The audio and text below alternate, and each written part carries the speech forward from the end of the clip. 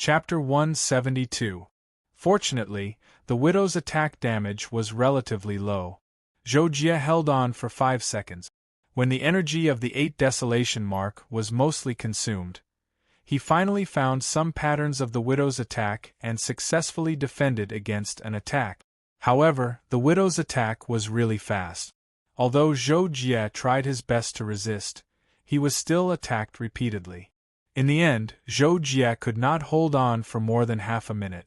The mark's energy was exhausted, and it ended in failure again. It's a little longer than last time, but it's still not enough to satisfy me. The widow put away her folding fan and said with a smile on her face. Zhou Jie sat up and panted slightly. He still closed his eyes and ignored the widow. After a while, the widow returned to the center of the platform. Zhou Jie also stood up and walked to the edge of the platform. He began to summarize the battle just now. The widow's spiritual infection is magnified by my vision. As long as I don't look at her, the impact of the spiritual infection can be minimized. Although it's not to the extent that there's no impact, it's the most helpful method for now. In the first battle, Zhou Jie had noticed the way the widow's spirit had infected him. He realized that when he looked at the widow, the feeling of his spirit being infected would erupt. Therefore, before the second battle, Zhou Jie did such an experiment. At first, he did not look at the widow, but then he looked at her. The result was as he expected. The widow's spiritual infection was actually not as terrible as he imagined. It was only after the expansion of his vision that it caused such a huge impact on him.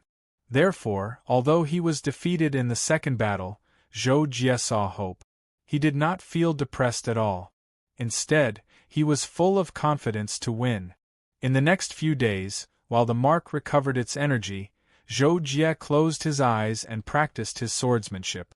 At the same time, he was proficient in using his spiritual power to see the surroundings in an instant. It was like using his eyes to look in front of him and then instantly look behind him. Here, he just changed from using his eyes to using his spiritual power. After a few days of practice, Zhou Jie vaguely felt that without the blessing of his vision, his reaction speed seemed to have decreased. However, before the actual battle, he could not judge it very well. It was just a guess. Zhou Jie also felt the same way. Unknowingly, the energy of the 8 desolation mark was full again. Zhou Jie naturally went to fight the widow again. This time, will it last longer than last time? Before the battle, the widow smiled and asked Zhou Jie. However, Zhou Jie did not look at her, nor did he make a reply. He just closed his eyes tightly and used his spiritual power to observe the widow's every move.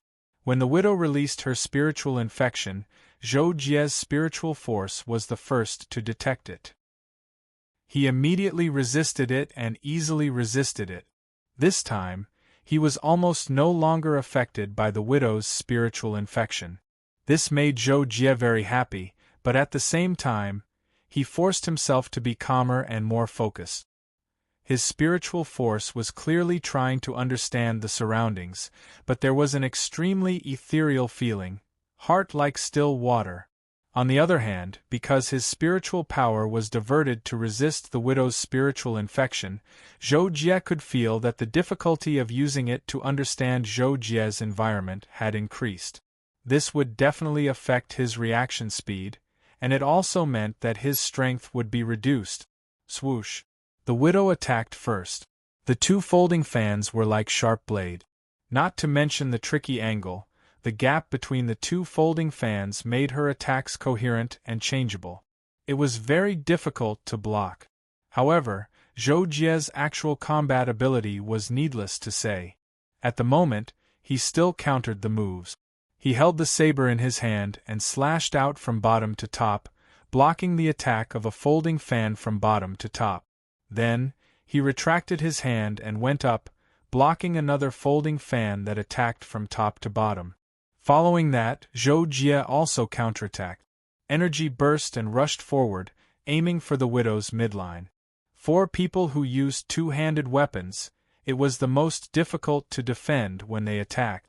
Although the widow's reaction was fast enough, she was still unable to completely block Zhou Jie's violent slash. She was sent flying several steps, and the sealing stone on her forehead dimmed by more than 10%. This time, the beautiful smile on the widow's face disappeared. Replacing it was an extremely evil and angry smile. At the same time, the widow's face also darkened. In an instant, she looked like a terrifying demon. However, Zhou Jie could not see this. All he could sense was the widow's figure and movements. In such a rapid battle, he did not have the time to appreciate the widow's face. After the widow's face changed, a pink light rose from her body. Then, she turned into countless afterimages with the wave of her folding fan. Just like before, she attacked Zhou Jie from all directions. Zhou Jie was already experienced in this, but the widow's skill was too fast. Zhou Jie still could not catch the trajectory of the widow's attack. In the first 2 to 3 seconds, he was attacked more than 10 times in a row. The seal's energy was depleted by more than 20%. But soon, Zhou Jie began to get used to dealing with the widow's attacks. Although he was still in an extremely passive state, he could basically guarantee that he would not be hurt. This continued for more than half a minute. If Zhou Jie did not interrupt the widow, she seemed to be going on like this. If this continued, Zhou Jie knew that he could not find a way to counterattack. He would still lose without a doubt. Fortunately, Zhou Jie relied on a few probing defensive counterattacks and finally had the confidence to counterattack. In an explosive attack, he successfully slashed the widow's hand. Then, he greeted the widow with a set of consecutive slashes. The widow was confused. The light of the sealing stone had dimmed by more than 30%. Only half was left. However, Zhou Jie did not dare to look at the widow, so he did not know the situation. He only knew that he had to keep attacking until the widow fell. Zhou Jie was in high spirits. He flew up and gave a spinning kick, but the widow turned over and retreated. Then, she threw a red stream of light backhandedly. Zhou Jie couldn't dodge in the air and was hit head-on. He fell down immediately. If Zhou Jie knew that the moment the widow's red stream of light hit him, the sealing stone on the widow's forehead had recovered more than 10% of its light, and it was exactly the same as the percentage of the 8 desolation marks energy that was consumed by the stream of light, he would definitely be shocked. Unfortunately, Zhou Jie did not know this. After Zhou Jie fell to the ground, he rolled and got up. The golden lotus sword flower turned into 144 golden swords and flew out, stabbing at the widow with the sword formation everywhere. However, the widow waved her 2 fans forward. When she was hit by dozens of golden swords, the 2 fans flew out of her hands. It was as if they had traveled through time and space, flying in front of Zhou Jie and then passing through him. Oh! Zhou Jie took a step back, but before he could react, the 2 folding fans pierced through his back and came back. In an instant, Zhou Jie felt a chill in his chest where he had been pierced twice. Although the damage was absorbed by the 8 desolation marks energy, there was no injury on his body. However, the 8 desolation marks energy had been completely exhausted. Zhou Jie suddenly knelt on the ground. I still lost. Zhou Jie was helpless. He opened his eyes and looked at the widow. Seeing that the sealing stone on the widow's forehead still had more than 40% of its light left, he frowned but did not say anything. After he recovered, he got up and returned to the edge of the platform to prepare for the next battle. A few days later, the 8 desolation marks energy had been fully replenished. Zhou Jie went to fight the widow again. This time, Zhou Jie used all his strength in a combo and beat the widow until only 30% of the sealing stone's light was left. However, when the widow was able to catch her breath, she once again activated the double fan magic, instantly destroying nearly 50% of Zhou Jie's 8 desolation marks energy. After that, the widow also used a combo. Although Zhou Jie was only hit by 1 fan, he lost nearly 20% of his 8 desolation marks energy. On the other hand, the widow's sealing stone's light was restored by nearly 20%. In the end, Zhou Jie was also defeated in the fourth battle. When Zhou Jie opened his eyes and looked at the sealing stone on the widow's forehead, he discovered that it still had about 20% of its light. He could not help but frown and feel a trace of doubt. However, Zhou Jie did not know that the damage caused by the widow's dual fan had a chance of recovering the sealing stone's light, so he did not think too much about it. In the fifth battle, Zhou Jie made significant progress again. The widow was almost unable to fight back. However, later on, the widow hit Zhou Jie with a stream of light, destroying more than 20% of Zhou Jie's 8 Desolation Marks energy. At the same time, the widow also recovered more than 20% of the sealing stone's light. Then the widow used the double fan magic again, but this time it was interrupted by Zhou Jie's golden lotus sword. Then the two fought again. After dozens of rounds, Zhou Jie's 8 Desolation Marks energy was decreasing. What surprised Zhou Jie was that the widow, whose sealing stone should have dimmed, had not disappeared. Chapter 173. In the end, Zhou Jie was defeated in the fifth battle. When Zhou Jie opened his eyes to look at widow, the light of the sealing stone on her forehead was so dim that it was almost invisible. Zhou Jie couldn't help but feel pity, but he couldn't help but wonder. According to the situation of the previous battles, the damage he dealt to widow was definitely enough to make her sealing stone completely dim, but in the end there was still a little bit left. This was completely illogical, and Zhou Jie couldn't figure out the reason for it. "Widow, why have I attacked you so many times? Logically speaking, I should have defeated you long ago, but you still haven't disappeared? Could it be that the more I fight, the higher your health points will be?" Zhou Jie finally couldn't help but ask, wanting to know the answer directly from widow. Widow smiled slightly when she heard the question, and answered Zhou Jie truthfully, "Because the damage I deal to you has a probability of recovering my sealing stone's energy. If you want to win against me, you'll have to take less damage from me." Zhou Jie suddenly understood when he heard this.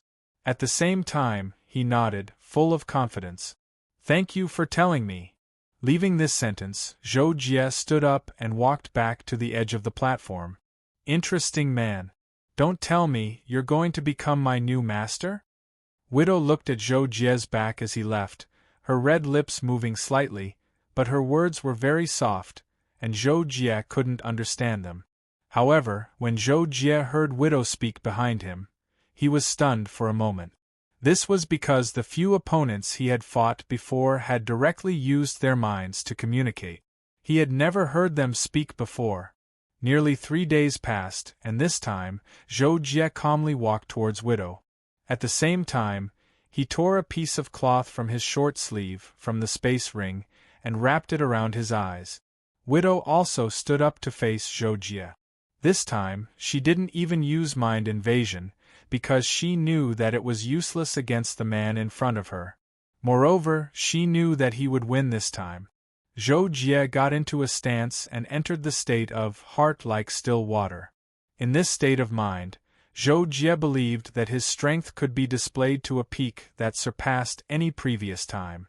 The battle was about to start. As usual, widow attacked first, and Zhou Jie attacked back. The two of them were very familiar with each other's move. Under such circumstances, Zhou Jie was indeed stronger than widow, so after a few rounds, Zhou Jie had the upper hand. Beating widow was forced to retreat.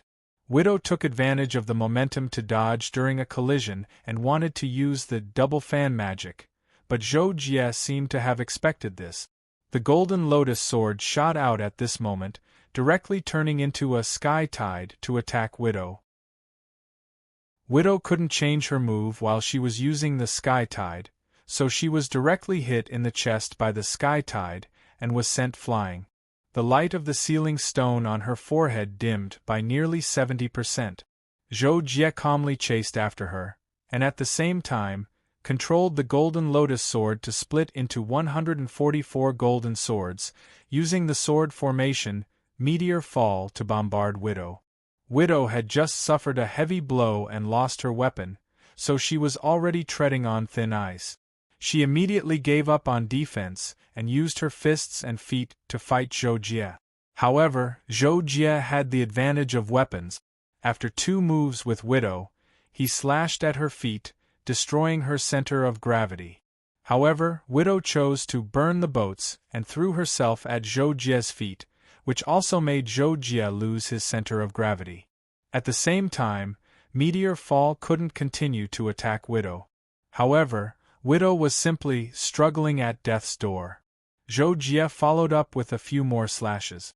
In the end, Widow was hit 3 times in a row. The light of the ceiling stone completely dimmed, and her body instantly turned into nothingness. The dim ceiling stone fell to the ground. In less than 2 seconds, it automatically lit up with a faint orange-yellow light and flew to Zhou Jie's palm. Putting away the ceiling stone, Zhou Jie took a last look at the place where Widow disappeared.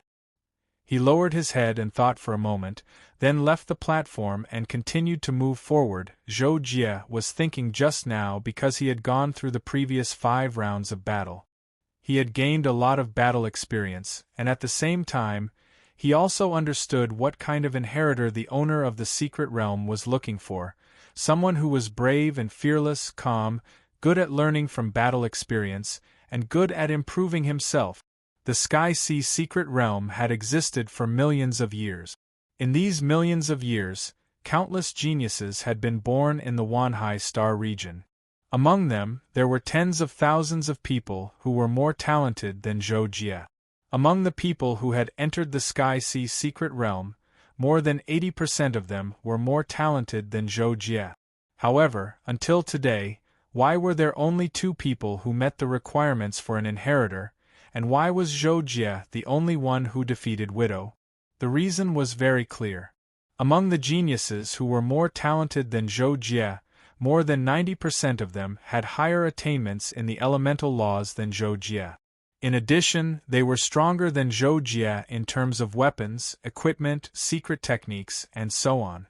However, in the secret realm, these were completely useless. Moreover, to be qualified as an inheritor, one actually needed to obtain the 7 kill mark during the 10,000 treasures ridge test. This was extremely difficult, and it required extraordinary strength and luck, as well as unimaginable effort to achieve it. For example, Zhou Jie had relied entirely on Kakashi's bug to kill the mountain giant to obtain the 7 kill mark. If it were someone else, they could only dream about it.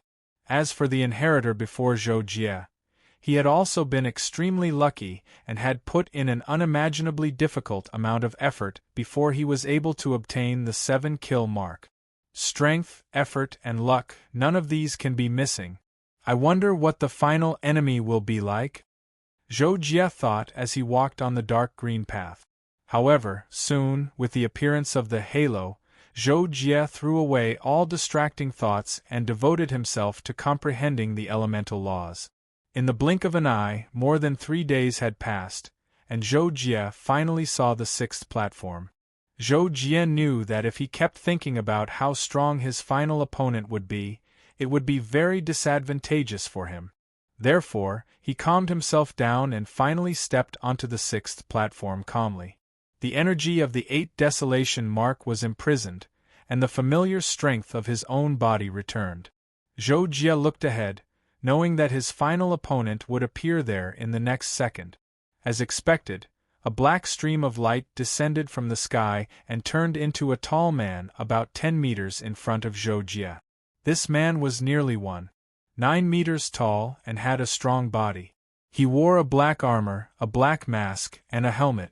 In between the eyebrows of the mask, there was a ceiling stone that emitted a dark green light. The man had a samurai sword at his waist, and his entire person gave Zhou Jie a sense of majesty. He had a very strong sense of oppression. How many years has it been? You are the first inheritor to come to me. The man spoke, and his voice was directly transmitted to Zhou Jie's mind. Zhou Jie did not move and waited for the man to finish speaking. You were able to defeat the widow, which actually proves that you have the qualifications to obtain the inheritance. However, Master wishes for me to train you once again. He wishes for you to become an ultimate warrior and go to his hometown to fulfill his long-cherished wish. Come, inheritor. I am the general. Defeat me, and you will be able to gather all 6 sealing stones, open the door to the seal, and obtain everything that Master left behind. The black-armored man, the general, said. At the same time, he pulled out the sword at his waist. It was obvious that he wanted to fight Zhou Jie directly.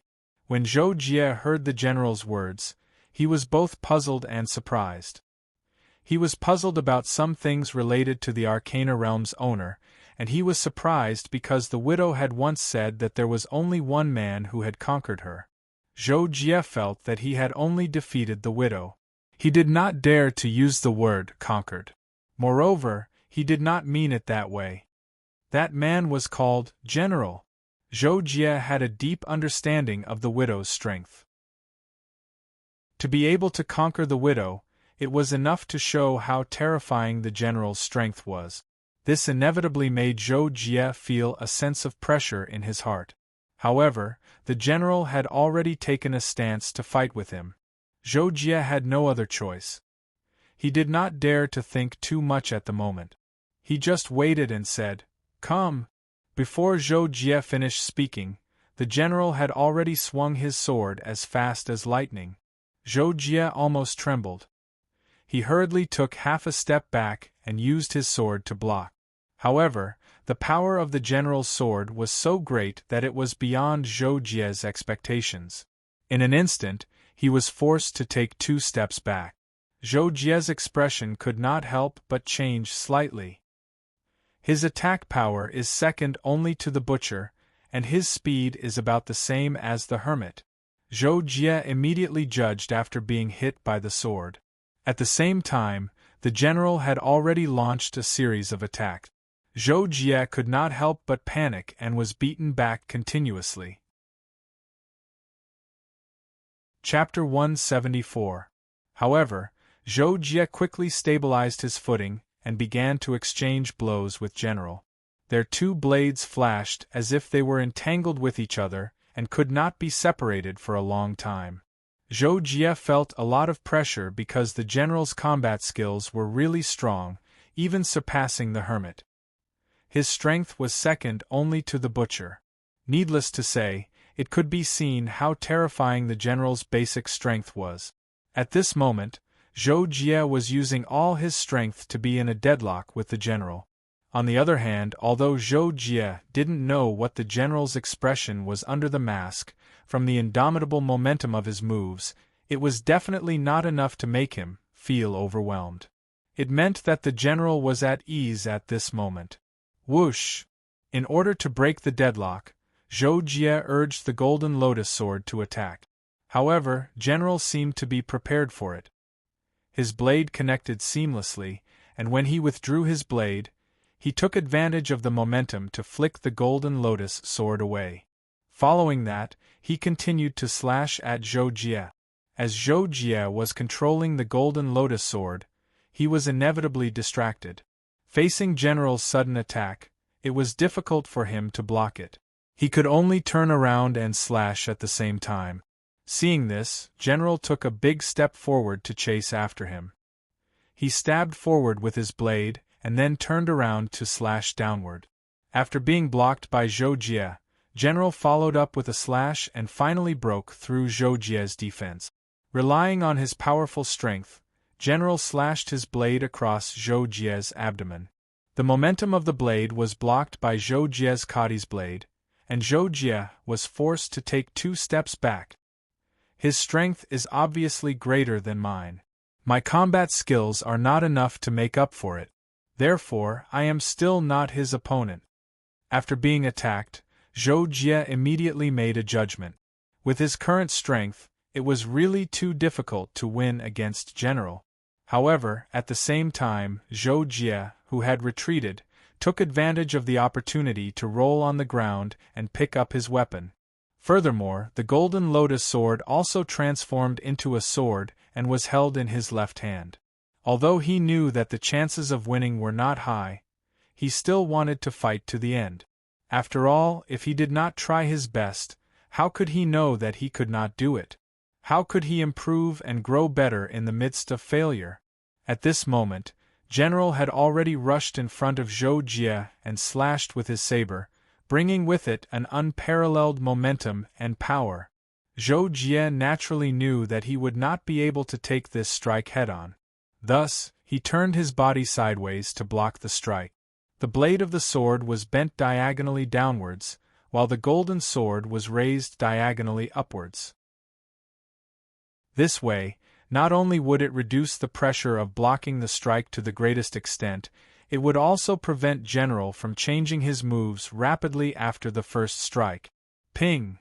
After successfully blocking the General's attack, Zhou Jie quickly took advantage of the situation and slashed at the General's chest.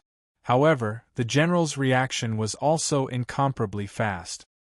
He lowered his body sideways and at the same time raised his saber vertically. After blocking Zhou Jie's saber, he quickly slashed diagonally at Zhou Jie. Zhou Jie hurriedly blocked with his golden sword and took a few steps back. At this moment, General's left hand touched his waist, and he threw a black ray of light at Zhou Jie. Fortunately, Zhou Jie was aware of this. When General moved, he rolled to the side, and was not hit by the ray of light. However, this was not the end. After throwing the ray of light, General's hand burned with a black flame. The flame formed into a ball, and in an instant, General swung his hand and threw it at Zhou Jie. Although Zhou Jie was shocked, he did not panic. He quickly rolled on the ground again, and narrowly avoided the black flame. General followed closely with his saber, and a series of slashes were incomparably powerful. Zhou Jie was half dodging and half blocking, but he was still hit in the shoulder. His whole body flew out, and the power of the 8 desolation mark was depleted by more than 30%. After Zhou Jie rolled on the ground, he quickly got up. Sure enough, the General was hot on his heels, sending a cross slash at him. Zhou Jie leaped up and sent a flying kick in the air. Finally, he successfully kicked the General's helmet. While repelling the General, it also caused the light of the ceiling stone to dim by 10%. After that, Zhou Jie and General fought for more than 100 rounds. Zhou Jie's mark's energy was depleted by more than 60%, and General's ceiling stone dimmed by more than 30%. In the last exchange, Zhou Jie fell to the ground and rolled, but General suddenly stopped. A black light rose around him, and in a flash it disappeared. Following that, Zhou Jie rushed forward and was about to clash with General again. Suddenly, another General landed behind Zhou Jie and slashed at Zhou Jie's back. Zhou Jie immediately misaimed his saber, and could not block the incoming General's attack. The saber slashed at his head, and the remaining power of the 8 desolation mark was depleted in an instant. Plop! Zhou Jie fell heavily on the ground. Although it was not very painful, when the energy of the mark was depleted, there would be a moment of loss of power. Coupled with the falling earthquake strike, Zhou Jie was suddenly dizzy, and after lying down, he was stunned for a second or two. When Zhou Jie recovered slightly, he heard General's words in his mind. The Supreme Warrior is truly an invincible warrior who can fight against 100 people alone, and defeat the strong as the weak. You have the potential to become an Supreme Warrior, but you still need more training. Keep challenging me until you defeat me.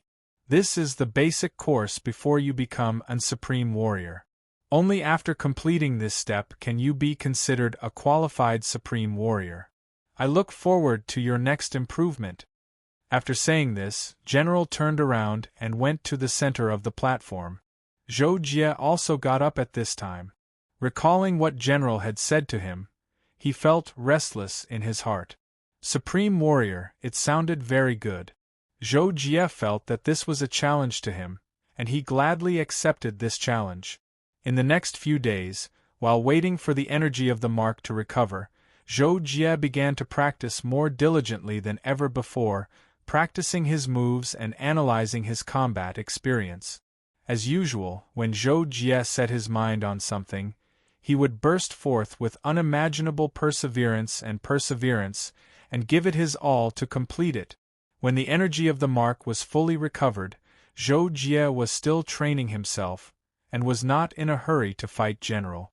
General sat cross-legged in the center of the platform, eyes closed, and did not pay any attention to what Zhou Jie was doing. After a few hours, Zhou Jie stopped his training, and then sat quietly for about an hour to adjust his state of mind.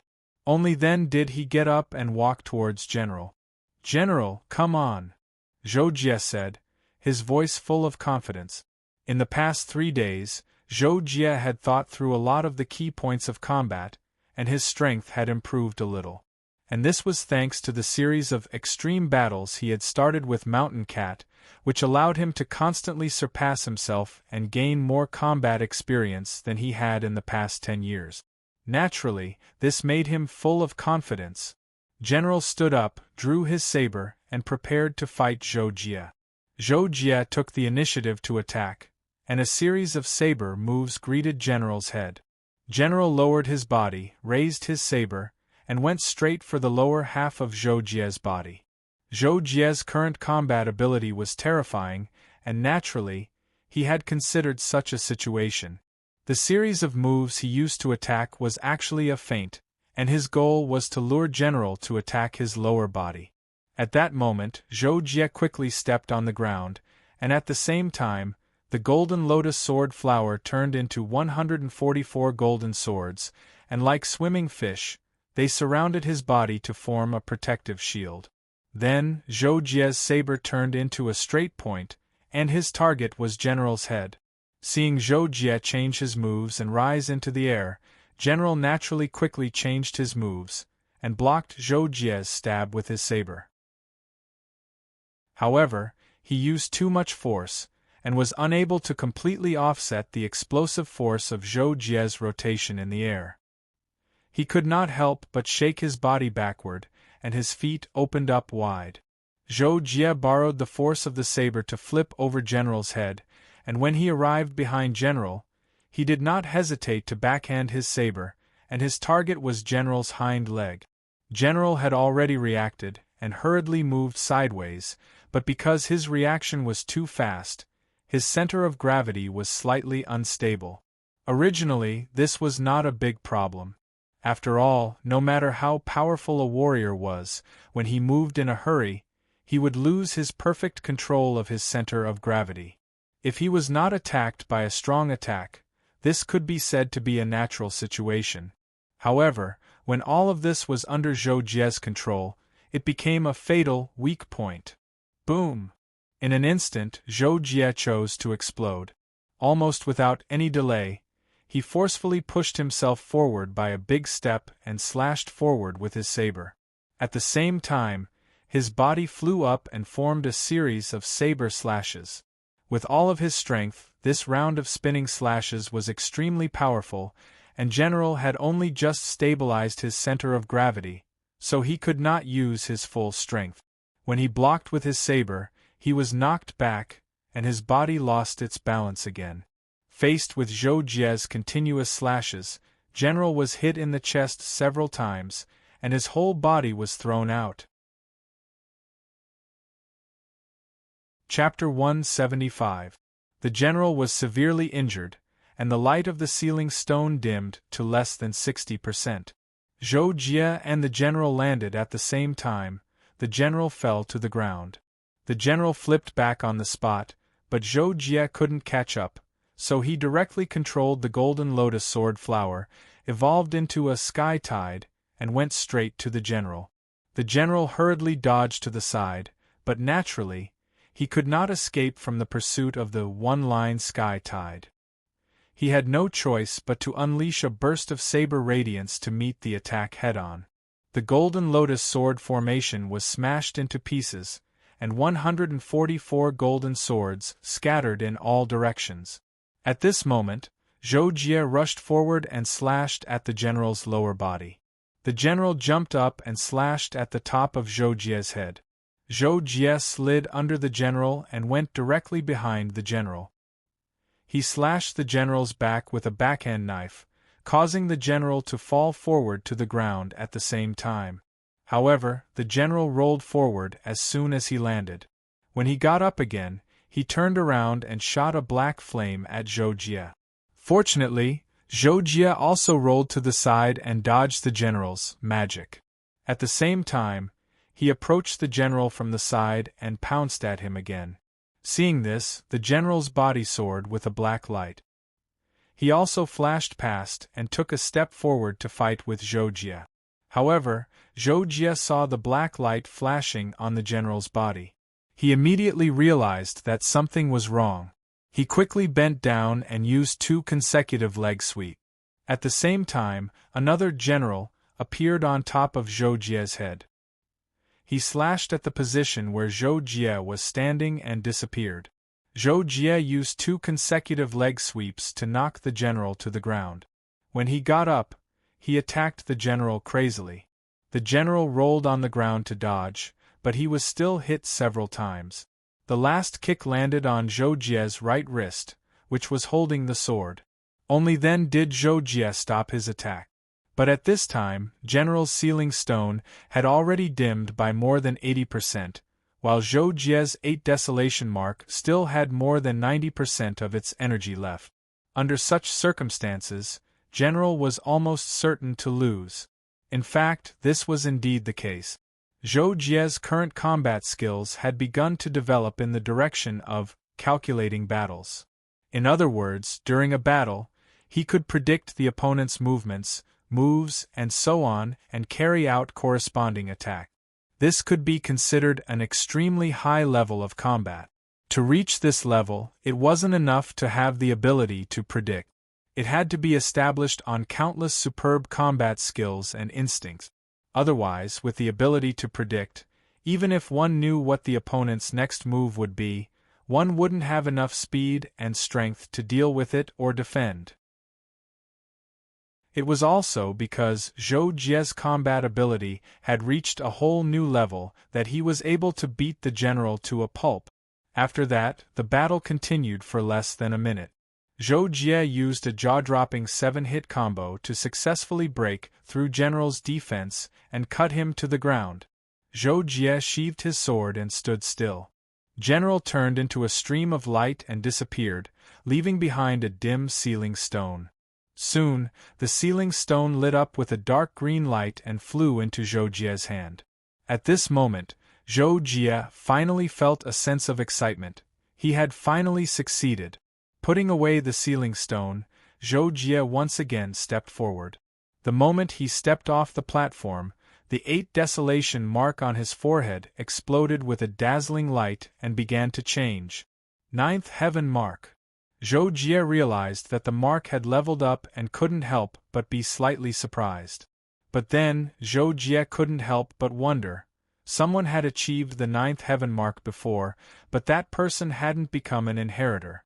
Later on, he hadn't even reached the Lord tier and had died early. From this point of view, although the mark of the 9 heavens was extraordinary, Zhou Jie felt that since he had passed the test of the inheritor, it should not be as simple as just obtaining the mark of the 9 heavens, unless the mark of the 9 heavens was indeed the highest level mark. What Zhou Jie didn't know was that the person who had achieved the 9th heaven mark was also the only one before Zhou Jie to have achieved it.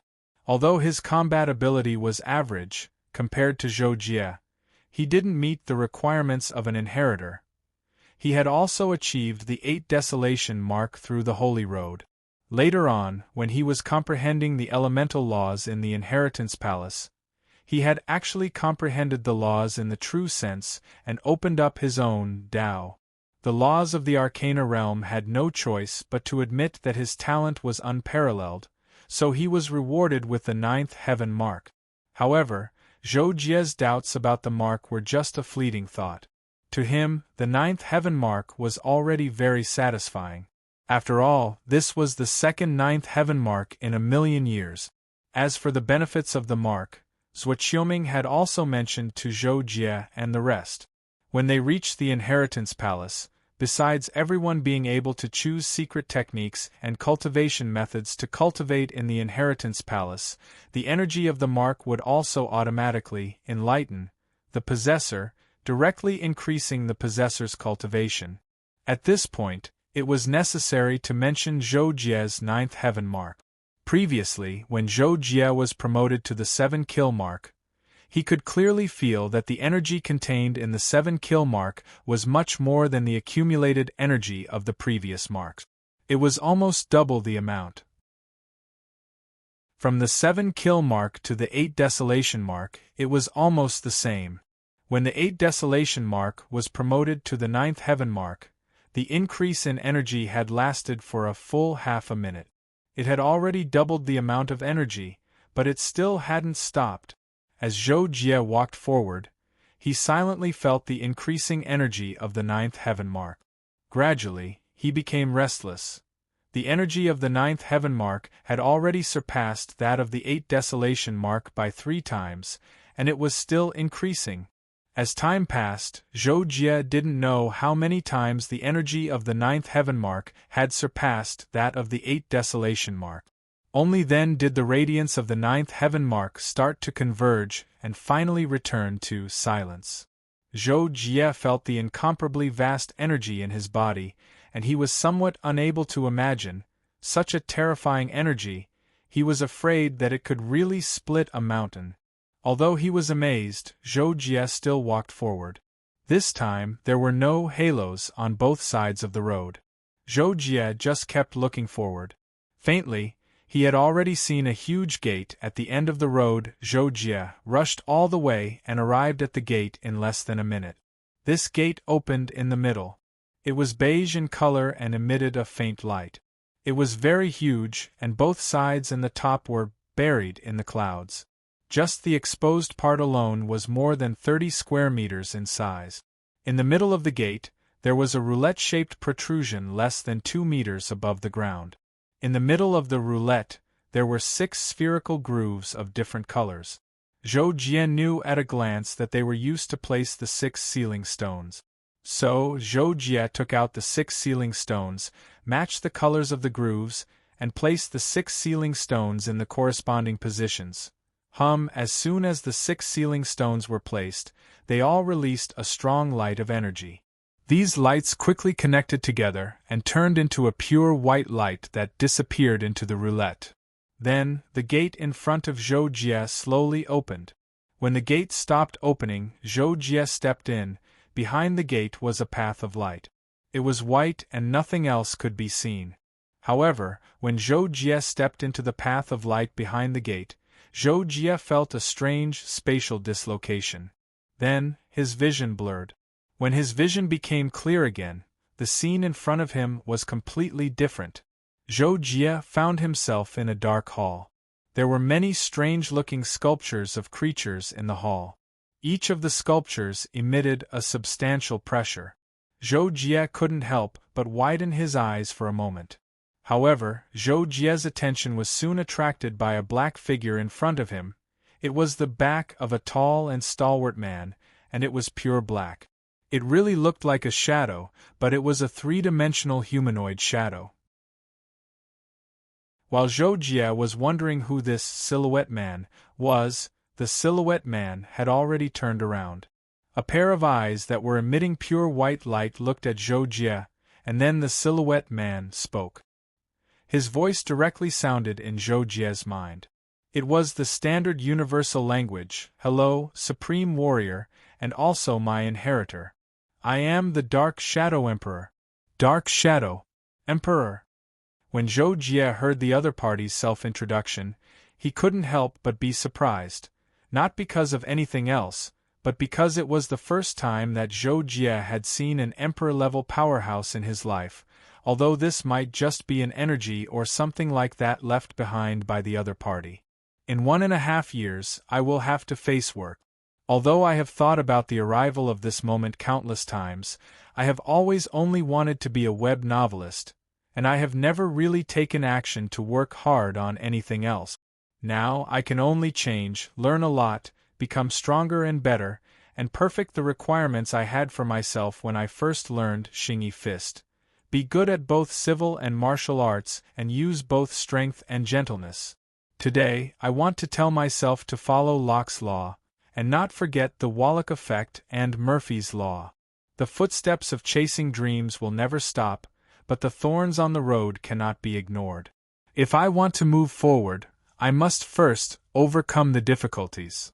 I will continue to water it and no longer look forward to it blooming, but I will always protect and cultivate it, because I believe that it will appear one day, even if when this day comes it will no longer be meaningful to me. Chapter 176. Zhou Jie didn't know if he should say anything, but the Dark Shadow Monarch continued. This is just a consciousness I left behind. He can't communicate with you, so you only need to listen to me. Next, I'll give you some instructions. As for whether you do them or not, that's up to you. I'm a dead man, so I can't force you to do anything. When Zhou Jie heard this, he wanted to say, okay. But after considering that the Dark Shadow Monarch had already said that the person in front of him was just a consciousness, he only nodded and silently listened to the Dark Shadow Monarch continue speaking. I come from the lunar curse star region. My homeworld is in a chaotic space. Let me explain. The chaotic space is a large space at the edge of a star region where space is unstable. It's very dangerous, and you need to be at least a lord to explore it. A long time ago, I was born in my homeworld. My homeworld was very backward and had no technological civilization. I was still young at the time, and I didn't know why there were so many wars and killings in my homeworld. I lost my parents when I was very young, and it was my master who saved me and raised me. My master was the person who treated me the best in the world, and he was very powerful. Before I reached the age of 20, he brought me everywhere. During that time, I witnessed too much killing and bloodshed. If it wasn't for my master's protection, I would have died thousands of times. My master taught me martial arts when I was young, but my talent wasn't good. I only reached the Meridian Opening Realm when I was 16, and the Xiantian Realm when I was 20. The Xiantian Realm in my homeworld was roughly equivalent to the middle stage of the mortal body realm. When I was 20, my master told me that I was a child blessed by the heavens and had a peerless martial bone. It was just that it hadn't matured yet. My master spent many years finding all kinds of precious items to temper my body, mainly to nurture my martial bone. Later, with my master's help, my martial bone awakened, and I became very strong all of a sudden. I learned everything very quickly, and in just a year, I reached the Star-Lord realm. Then, Master told me that this world was actually a dark world ruled by the shogunate. He had always wanted to overthrow the shogunate's rule and bring peace to this world, but after working hard for hundreds of years, he was old and weak, and he no longer had the chance. At that time, Master and I still didn't know that the world ruled by the shogunate was actually a lower realm of our home world. After that, of course, I carried out my master's wish and embarked on the path of overthrowing the general's rule with my master. Of course, in the beginning, I was still very weak, far weaker than Master. Master asked me to challenge the local general's messenger, who was also the general's weakest subordinate, Mountain Cat. After I defeated Mountain Cat, Master began to teach me how to comprehend the precepts. He also made it my goal to defeat another emissary under the general, Hermit. After many challenges, I finally defeated the Hermit. My elemental laws reached the peak. Only then did I truly understand what the world of the strong was like. My third target was the Butcher, the third emissary under the general. At that time, my strength was advancing rapidly, and I quickly defeated him. Then, following Master's instructions, I took a ship across the heavens and oceans to destroy the general's rule on the seas. Wasp was the emissary who controlled the islands on the seas for the general. She was also the second strongest under the general. I spent many years before I finally defeated her. After that, I arrived at the core of the general's rule. At that time, the general already knew about my deeds and sent his first emissary, Widow, to kill me. But at that time, my strength was already very strong, not weaker than Master's. Faced with the assassins sent by Widow, I dealt with them one by one. In the end, Widow personally took action. I almost lost my life in my first battle with her. After barely escaping, I was heavily injured and on the verge of death, but I was saved by a girl called Plum. Plum, she was the most important woman in my life. I spent 2 unforgettable years with her. I swore to marry her, but only after I defeated the shogunate general. Because if I lost, I would die, so I didn't tell her that I wanted to marry her. With Plum by my side, my heart calmed down and transformed. My injuries had long recovered, and I finally broke through the bottleneck and comprehended my own Tao origin. After that, I easily defeated Widow and went to challenge the general. I defeated the general, but before he died, he told me that he wasn't the origin of the rule. If I wanted to truly make the world a better place, I had to open the sealed door. The upper realm behind the sealed door would tell me the answer. So, I embedded the 6 sealing stones that I obtained from the general and his 5 subordinates into the sealed door, and successfully opened it. But what I didn't expect was that an incomparably powerful force surged out from behind the sealed door, engulfing Plum, who was present at the time. At that moment, I went crazy. I wanted to go to the world behind the sealed door and find her. So, I crossed the sealed door alone and entered the upper realm. The upper realm is a world of technological civilization, and its civilization has developed at least 10,000 years ahead of the lower realm. I stayed in the upper realm for a period of time, and gradually understood that the upper realm was similar to the lower realm. It was a world ruled by a terrifying powerhouse, and the ruler was called Titan. He was incomparably powerful, and all the powerhouses in the upper realm were under his control. Titan also had 5 powerful emissaries who helped him rule the world. This was a world where the strong were respected, and the emissaries under Titan relied on their strength to be elected. Since I couldn't find Plum, I was determined to challenge Titan's subordinates and become an emissary. I wanted to obtain a high enough status and power to find Plum.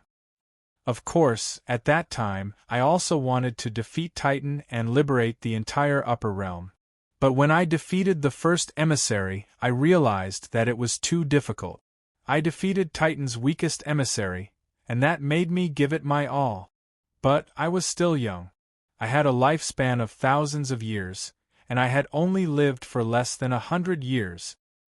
Then, when I was 500 years old, I defeated Titan's strongest emissary and obtained the power and status that was second only to 1, but I still couldn't find Plum. It was driving me crazy. Finally, I went to Giant's Holy Island where Titan was, and there I met Titan for the first time. I asked Titan for help and asked him to help me find Plum, but Titan told me that this was a game. He had been lonely for too long and wanted to find an opponent. He started this game when I defeated the general, and the opponent he chose was me. So, he kidnapped Plum when I opened the sealed door, and had already cultivated Plum into an ultimate warrior. Titan told me that if I wanted to save Plum, I had to defeat Plum first, and then find a way to awaken Plum from him. I forgot what happened to me at that time. I seemed to have gone crazy. I rushed up to fight Titan, but Titan defeated me with a single blow, and I was thrown out of Giant's Holy Island. Then Titan sent Plum to hunt me down. Plum was very powerful after being transformed into an ultimate warrior, and I didn't dare to attack too heavily for fear of hurting her. So, I was chased by her until I was in a sorry state and could only run away, far away. Later, I thought it through. I wanted to become stronger, so I broke through and finally succeeded in taking the final step, perfecting my Tao, and was only half a step away from the Imperial Emperor realm. Then, I easily defeated Plum and tried to awaken her. And when I finished purifying Titan's power in Plum, Titan appeared, Titan told me that I was strong enough to be his opponent, and that he couldn't let me continue to grow. I had no way out, so I chose to have a final battle with Titan. Titan hadn't broken through to the Imperial Emperor realm, and at that time, I wasn't too far away from him in terms of cultivation. Originally, it was hard to tell who would win, but because I used too much energy to awaken Plum, my strength was insufficient, and I gradually fell into a disadvantage. I had no other choice. In the end, I used all my strength and used the strongest attack that I had comprehended on the spot. Titan also used a powerful attack. I didn't expect that the clash between the two of us would cause a qualitative change and actually break through the world wall of my hometown. At that time, I was exhausted, and I knew that I couldn't defeat Titan, so I chose to leave through the world wall. Chapter 177. At that time, I didn't know that the world barrier had been broken, and I had entered the spatial turbulence. With my condition at that time, I should have died in the spatial turbulence. However, my luck was too good. Due to the instability of the spatial turbulence, spatial cracks would often occur, and spatial wormholes would form. I happened to encounter one, and not long after I entered the spatial turbulence, I was thrown out of the spatial wormhole. That's how I survived. However, I left my homeworld through the spatial turbulence, and that's how I got lost in the spatial turbulence. At that time, I didn't know the concept of the universe, the starry sea, and the starfield. I was very lost in the spatial turbulence, and after my injuries healed slightly, I began to wander around. Later on, I left the spatial turbulence and began to come into contact with the vast starfield. I spent several hundred years to successfully integrate into the upper class of the moon-cursed starfield. With my strength at that time, the number of people in the moon-cursed starfield who were stronger than me could be counted on one hand. There were only 2 Imperial Emperors. However, I had no intention of participating in the struggle for power. I only wanted to find my homeworld in the spatial turbulence, go back, defeat Titan, and rescue Plum. However, some places in the spatial turbulence are extremely dangerous.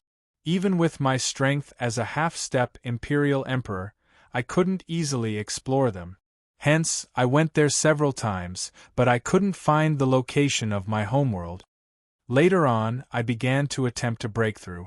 As long as I could become an Imperial Emperor, I would have the ability to find my homeworld in the spatial turbulence. However, it was too difficult to become an Imperial Emperor. Even though I comprehended my own Tao origin, I was still a little short. I couldn't take that crucial step. Hence, I began to search for opportunities to break through. Later on, I found a place of opportunity and entered it. In the end, it was there that I successfully broke through to the God Emperor realm. However, I ended up fighting a foreign God Emperor there. Even though I managed to kill him, I was severely injured in the process, and I was afflicted with the 6 souls poison curse. After I left the place of opportunity, I came to this place. I don't know where this place is, or if I'm still in the moon-cursed starfield. However, I didn't have much time left, so I started to construct a secret realm of inheritance. Thankfully, I obtained many treasures and inheritances in the place of opportunity, and one of them was a supreme treasure known as the Heavenly Secret Mirror. It was because of that supreme treasure that I ended up fighting a foreign God Emperor. The Heavenly Secret Mirror has a miraculous effect. It can see the providence in an area the size of a starfield. Using this ability, I opened the land of inheritance that I left behind when there was sufficient providence. I also set a corresponding threshold for entry. With the Heavenly Secret Mirror, even ordinary Imperial Emperors would find it difficult to break into the land of inheritance. Moreover, if they tried to force their way in, the land of inheritance would self-destruct in the spatial turbulence. However, since you've already heard this much, it means that the land of inheritance is still fine. However, after you've completely received my inheritance, the land of inheritance will self-destruct. Please take everything I left behind with you.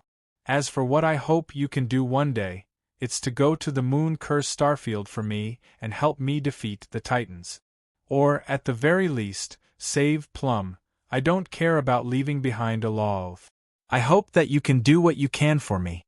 Although you have the potential to become a supreme warrior, it's indeed very difficult for you to become an Imperial Emperor or at least a half-step Imperial Emperor. Moreover, there are far too many instances of death on the path of cultivation.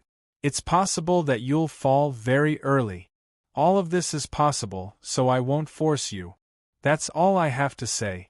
Now, go ahead and receive my inheritance. At this point, the Dark Shadow Monarch finally finished speaking. Moreover, the consciousness he left behind gradually disappeared. Zhou Jie watched as the consciousness energy left behind by the Dark Shadow Monarch dissipated just like that.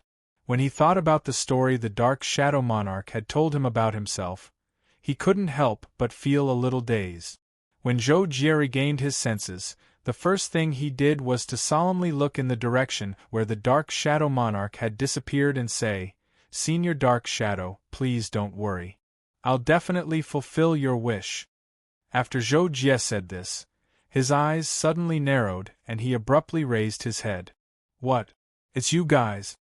When Zhou Jie saw the 6 people in front of him, he was instantly stunned. Moreover, when he thought about the story the Dark Shadow Monarch had told him, he couldn't help but feel a little dazed again.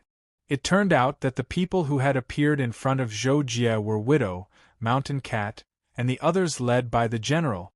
Seeing Zhou Jie's stunned expression, the general explained, "Master, we're puppets refined by the Dark Shadow Monarch. Our true forms are the 6 sealing stones. The Dark Shadow Monarch had us follow the person who passed the inheritance test and acknowledge that person as our new master." "Master! Master! Master!" Widow and the other 4 also shouted at this time. "I see." When Zhou Jie heard the general's words, he secretly heaved a sigh of relief. He was just wondering why the general and the others weren't the enemies that the Dark Shadow Monarch had defeated before. Why were they here? Now that he heard the general's words, Zhou Jie was relieved. Seeing Zhou Jie's enlightened expression, the general continued, "Master, this is the inheritance headquarters left behind by the Dark Shadow Monarch. The treasure Divine Secret Mirror is also here. In a while, we'll bring you around to familiarize you with the inheritance items left behind by the Dark Shadow Monarch. Now, please refine the 6 sealing stones first, so that we can follow you and leave this place." After the general finished speaking, the sealing stones on his, Widow's, and the others' foreheads flew toward Zhou Jie. At the same time, the 6 people's bodies began to glow and become somewhat illusory. "What should I do?" When Zhou Jie saw this, he asked. "Drip your blood to acknowledge you as its master, then release your mental strength and establish a connection with us. When the time comes, you can summon us at any time." The general replied. "Okay." When Zhou Jie heard this, he nodded. Then, he took out the blade of Cadi's and cut the pad of his finger. He began to drip his blood on the sealing stones according to the general's instructions. During this time, Zhou Jie didn't even bat an eyelid. Soon, the process was complete. Zhou Jie clearly felt the connection between himself and the 6 sealing stones, including the general and the others. The 6 people's true forms were the sealing stones, and the ones that appeared in front of Zhou Jie were also energy bodies. "Okay, what do we do next?" After helping the general and the others complete the process, Zhou Jie raised his head and asked the general. The general then explained the following arrangements to Zhou Jie. "Master, we will bring you to collect all the treasures in the main hall. However, as there will be other trial takers who will enter the secret zone and pass the holy road, they will have the right to choose some things. Of course, you can also choose not to give them anything. Otherwise, you will have to wait for a while before you can collect all the treasures. Also, you will have to accept the seal energy empowerment. This is a condition set by the Dark Shadow Emperor, and you must complete it. This may cost some money, but you can also choose to empower yourself first and then take away the inheritance treasures. After you leave here, because you will take the Tianji mirror with you, the secret zone of heritage will automatically self-destruct. In that case, I will take a look at the inheritance treasures first. However, I will only take a look and won't take them away. Those who pass the holy road later will get what they deserve. After that, I will accept the empowerment. Zhou Jie thought about it and said, "We will do as you say." The general said, "As puppets, they would only follow their master's orders and would not disobey. This was the same as programmed robots." "Oh right, how long will this empowerment take?" Zhou Jie thought about it and asked again. However, the general shook his head. "Master, I am not sure. Other than accepting the seal energy empowerment, the most important thing is to accept the Dark Shadow imprint left behind by the Dark Shadow Emperor. The Dark Shadow Emperor said that it was something he did his best to leave behind before he died. In a sense, it is a treasure second only to the Tianji mirror. To absorb the Nine Heavens imprint, the last person who absorbed it took about 3 epochs. I don't know how long it will take to absorb the Dark Shadow imprint." Zhou Jie's breathing stopped when he heard this. He frowned and thought to himself, 3 epochs? How long is 3 epochs? Sigh, the timing of every star zone is very different. They definitely don't know either. However, I have a 10-year promise with Yuchi Hongzi. Can I not accept the inheritance first and go out for a while before coming back? Zhou Jie suddenly asked the general. Chapter 178. The general heard the question and gave the answer Zhou Jie didn't want to hear. No, the Dark Shadow Emperor said that you have to accept the inheritance as soon as possible. Because once the inheritance is approved, the Tianji mirror will automatically recognize the inheritor. In other words, the Tianji mirror can no longer maintain the secret territory. The secret territory is in a slow process of self-destruction, but because it's very slow, it's enough for you to complete the inheritance and leave. But if you leave the secret territory, the Tianji mirror, due to its special nature, will automatically follow you and the secret territory will be destroyed. Hence, the Dark Shadow Emperor said that you have to accept the inheritance before you can leave the secret territory. Zhou Jie was silent for a while. With no other choice, he could only nod. "All right, I'll accept the inheritance of the Dark Shadow imprint, is that all right?" "That's fine," the general replied. "Then let's begin," Zhou Jie said directly. A few days later, outside the inheritance palace, Luo Feng, dressed in black armor, appeared in the palace. The 8 Wastelands imprint on his forehead flashed slightly, indicating that he hadn't let down his guard. The inheritance palace was huge, but once Luo Feng appeared, he found himself in the illusion of the law. All he could see was a white void.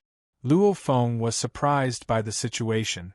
The void in front of him began to change, and the surrounding scenery turned into a palace room filled with huge bookshelves. Then, a voice sounded in Luo Feng's mind, "Trial taker, according to your completion of the trial, you will receive the corresponding imprint's power empowerment, a secret technique scroll, and a treasure. The secret technique and treasure are of your choice. Now, please choose a secret technique from the bookshelf. After unlocking the seal, the secret technique will be yours. The time limit for choosing a secret technique is until the light above your head completely fades and disappears." After Luo Feng received this instruction, he immediately started to act. His eyes first swept across the 2 rows of bookshelves beside him. He found that there were at least 200 secret skill scrolls on each bookshelf, and each secret skill was enveloped by a different energy halo. He couldn't help but have an idea. He decided to read the secret skill scrolls with different colored halos to determine the approximate meaning of the color of the halos, and then he would choose the secret skill. Of course, while making his choice, Luo Feng also paid attention to the dimming of the yellow light above his head. It seemed like it wouldn't dim too much for a few hours. Soon, Luo Feng picked out 6 secret skill scrolls. Each scroll had a different color: red, yellow, green, blue, purple, black, and white. However, there was a restriction on every secret technique, so he could only read part of it. After Luo Feng skimmed through the parts that he could read, he understood that the colors represented the strength of the secret technique or the difficulty of learning it. Based on his intuition, Luo Feng felt that the white secret technique and the black secret technique were the hardest to learn, but they were also the most powerful. Blue and purple secret techniques were second, and Luo Feng didn't even consider the latter ones. In the end, Luo Feng chose a powerful secret technique called annihilation and removed its restrictions. In an instant, Luo Feng and Zhou Jie's surroundings changed and he appeared in a vast desert. Luo Feng looked ahead. Within a range of 1,000 meters, weapons were scattered all over the place. At the same time, a voice sounded in Luo Feng's mind: "Before the ball of light above your head disappears, choose a treasure here. Remove the seal on it and you can take the treasure away." At the same time, Veronica also appeared in the outer hall of the Hall of Inheritance. He also obtained the 8 Desolation mark and received the same rewards as Luo Feng. In the end, Veronica chose a technique called Wind God Technique. A long time later, Wind God Technique became a technique that Veronica created and passed down in the clan of Veronica. This is a story for later. In the blink of an eye, more than 3 months had passed. Outside the entrance of the Sky Ocean Secret Territory, Yin Tianshui, Suoqiu Hong, Luo En, and a few other top figures of the Wanhai Starfield waited quietly. They were all paying attention to the movements of the entrance in front of them. They all knew that it was almost time. Although everyone in the Hall of Inheritance had different imprints, the difference was not too big. The 7-kill mark would appear in the Hall of Inheritance within 2 months, while the 8 Desolation mark would appear in more than 3 months. And now, more than 3 months had passed in the Holy Road. Other than Zhou Jie's Holy Road test, which could be completed in advance, the others had to be calculated according to the time and given the imprint's energy reward based on performance. There was only half a day left before the person who only obtained the 7-kill mark would appear. As time passed, Suoqiu Hong and the others became more and more uneasy. It was just that on the surface they did not show it. Suddenly, a few rays of light shot out from the entrance of the Sky Ocean Secret Territory. The rays of light dissipated and 28 people appeared. This number shocked Yin Tianshui and the others, because a total of 51 people had entered this time. Although this first batch of people had only obtained the 7-kill mark, the number of people with the 8 Desolation mark had never exceeded 10 in previous batches. At the very least, there were only 5 or 6 people. Now that 28 people had obtained the 7-kill mark, there were still 23 people left. Even if there were close to 10 people with the 8 Desolation mark, what about the other 10 people? According to the number of people in previous batches, the highest number of people who had died was exactly 10. If there were more than 10 people this time, it was indeed scary enough. And before the batch of people who had come out of the secret territory could find their organization, Yin Tianshui and the others had already moved, moving their own people in front of them. Suoqiu Hong glanced at the 4 people in front of him, feeling a little nervous. The 4 people who had come out did not include Luo Feng, Zhou Jie, Veronica, and Inkvist. This meant that these 4 people had either obtained the 8 Desolation mark or died. 4 people. Suoqiu Hong knew the weight of the 8 Desolation mark. He did not believe that all 4 of them had obtained the 8 Desolation mark, but naturally, they could not all be dead. Therefore, he was a little nervous, afraid that the person who had died was Luo Feng. To him, Luo Feng was the most important person. Not only was he his direct disciple, but he was also the only person who had a chance of inheriting his Star Sword Alliance. He was a genius that was hard to come by in 1,000 years, and he was only 1 step away from the Lord level. Good. I'm already very happy that you all came out alive. Seeing the smiles on everyone's faces, you must have gained a lot. When we get back, I'll make a deal with you all. For now, follow me and wait for about a month to obtain the 8 desolation mark. The inheritance mark's energy will last a little longer, so it will take about a month before you come out. Zhuo Hong smiled and said to the 4 people who had come out. He was in a good mood. Among the 4 people who had come out, one of them must have obtained the blood mud essence and other treasures that he wanted. Those were things that he also desired, and he only needed to pay some resources that were not important to him in exchange for them. Naturally, he was happy. Soon, more than a month had passed. Yin Tianshui and the other big shots were all staring at the entrance of the secret territory, as if the people who had come out would slip away if they were not careful. Suddenly, 8 rays of light shot out from the entrance. They're out. Although he had experienced this several times, Yin Tianshui could not help but exclaim excitedly. This time, he had specially planned to enter the secret territory, hoping that Healy could obtain the 9 heaven mark. Previously, Healy had indeed not come out. Now, he wanted to see if Healy could obtain the 9 heaven mark. However, Yin Tianshui was soon disappointed. He sensed Healy's aura and moved him to his side. Master, I'm sorry. I failed. I only obtained the 8 desolation mark. As soon as Healy appeared in front of Yin Tianshui, he lowered his head and apologized. Yin Tianshui glanced at Healy, then at Pu Jinsen, who was also in the second batch, and frowned slightly. Only the 2 of you. That means that 3 people died. However, Yin Tianshui was soon relieved. He sighed slightly and said, well, 15 people died this time. What happened? Yin Tianshui asked Healy and the others.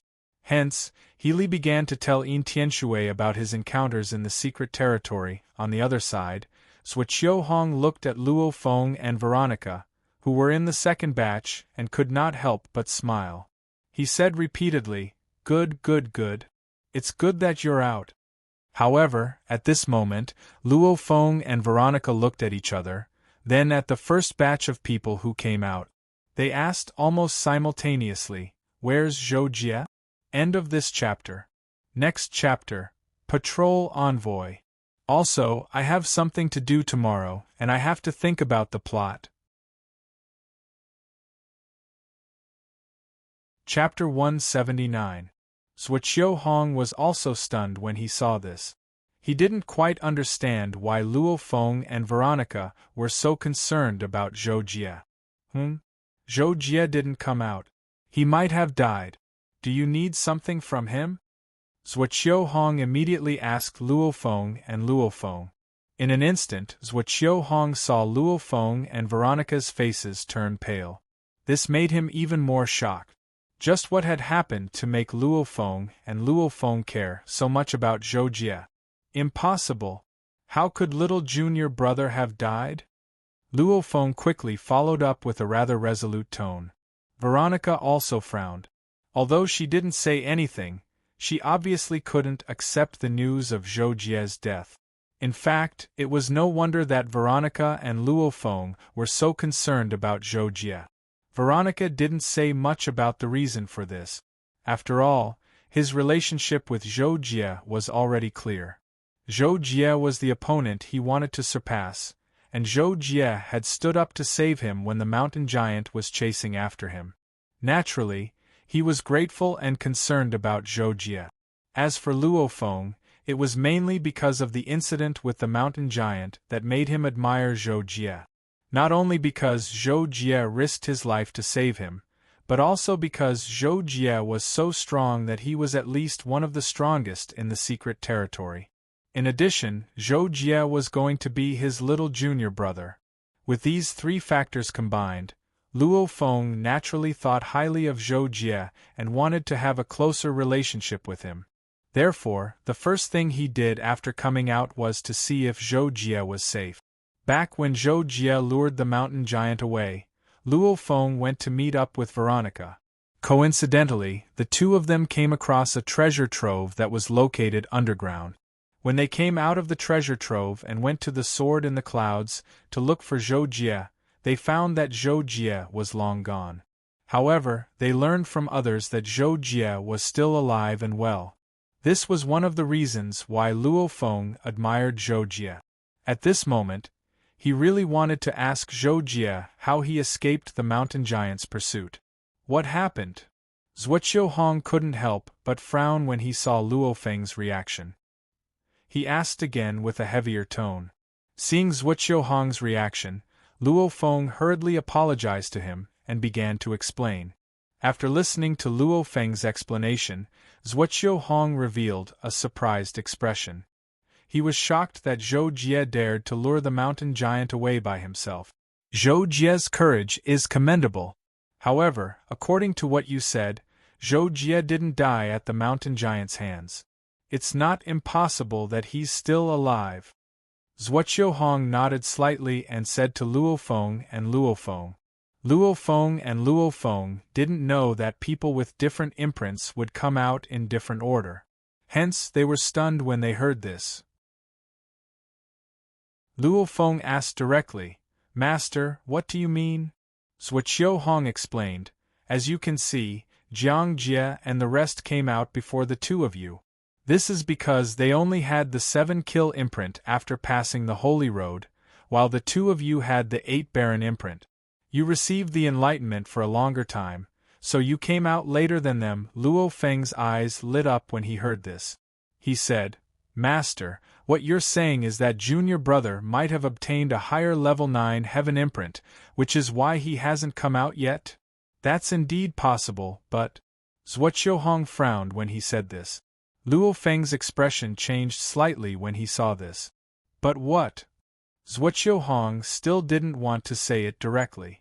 Instead, he hesitated for a few seconds before he said, The 9 heaven imprint has only appeared once since the Tianhai mysterious realm was discovered. It has been hundreds of thousands of years since then. What? Luo Feng and Veronica exclaimed in surprise almost at the same time when they heard this. Hundreds of thousands of years was a terrifying and long time for Luo Feng and the others who were only Star Lords. During such a long time, the Tianhai mysterious realm had opened countless times, and countless geniuses had entered during that time. There were more than 10 people who were more talented than Luo Feng.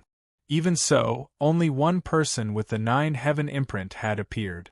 The difficulty of obtaining the 9 heaven imprint was unimaginable. Luo Feng closed his eyes and opened them again before he asked Zhuoqiu Hong, Master, you're saying that junior brother hasn't come out yet either because he has obtained the 9 heaven imprint or is really dead, right? Zhuoqiu Hong nodded and said, Yes.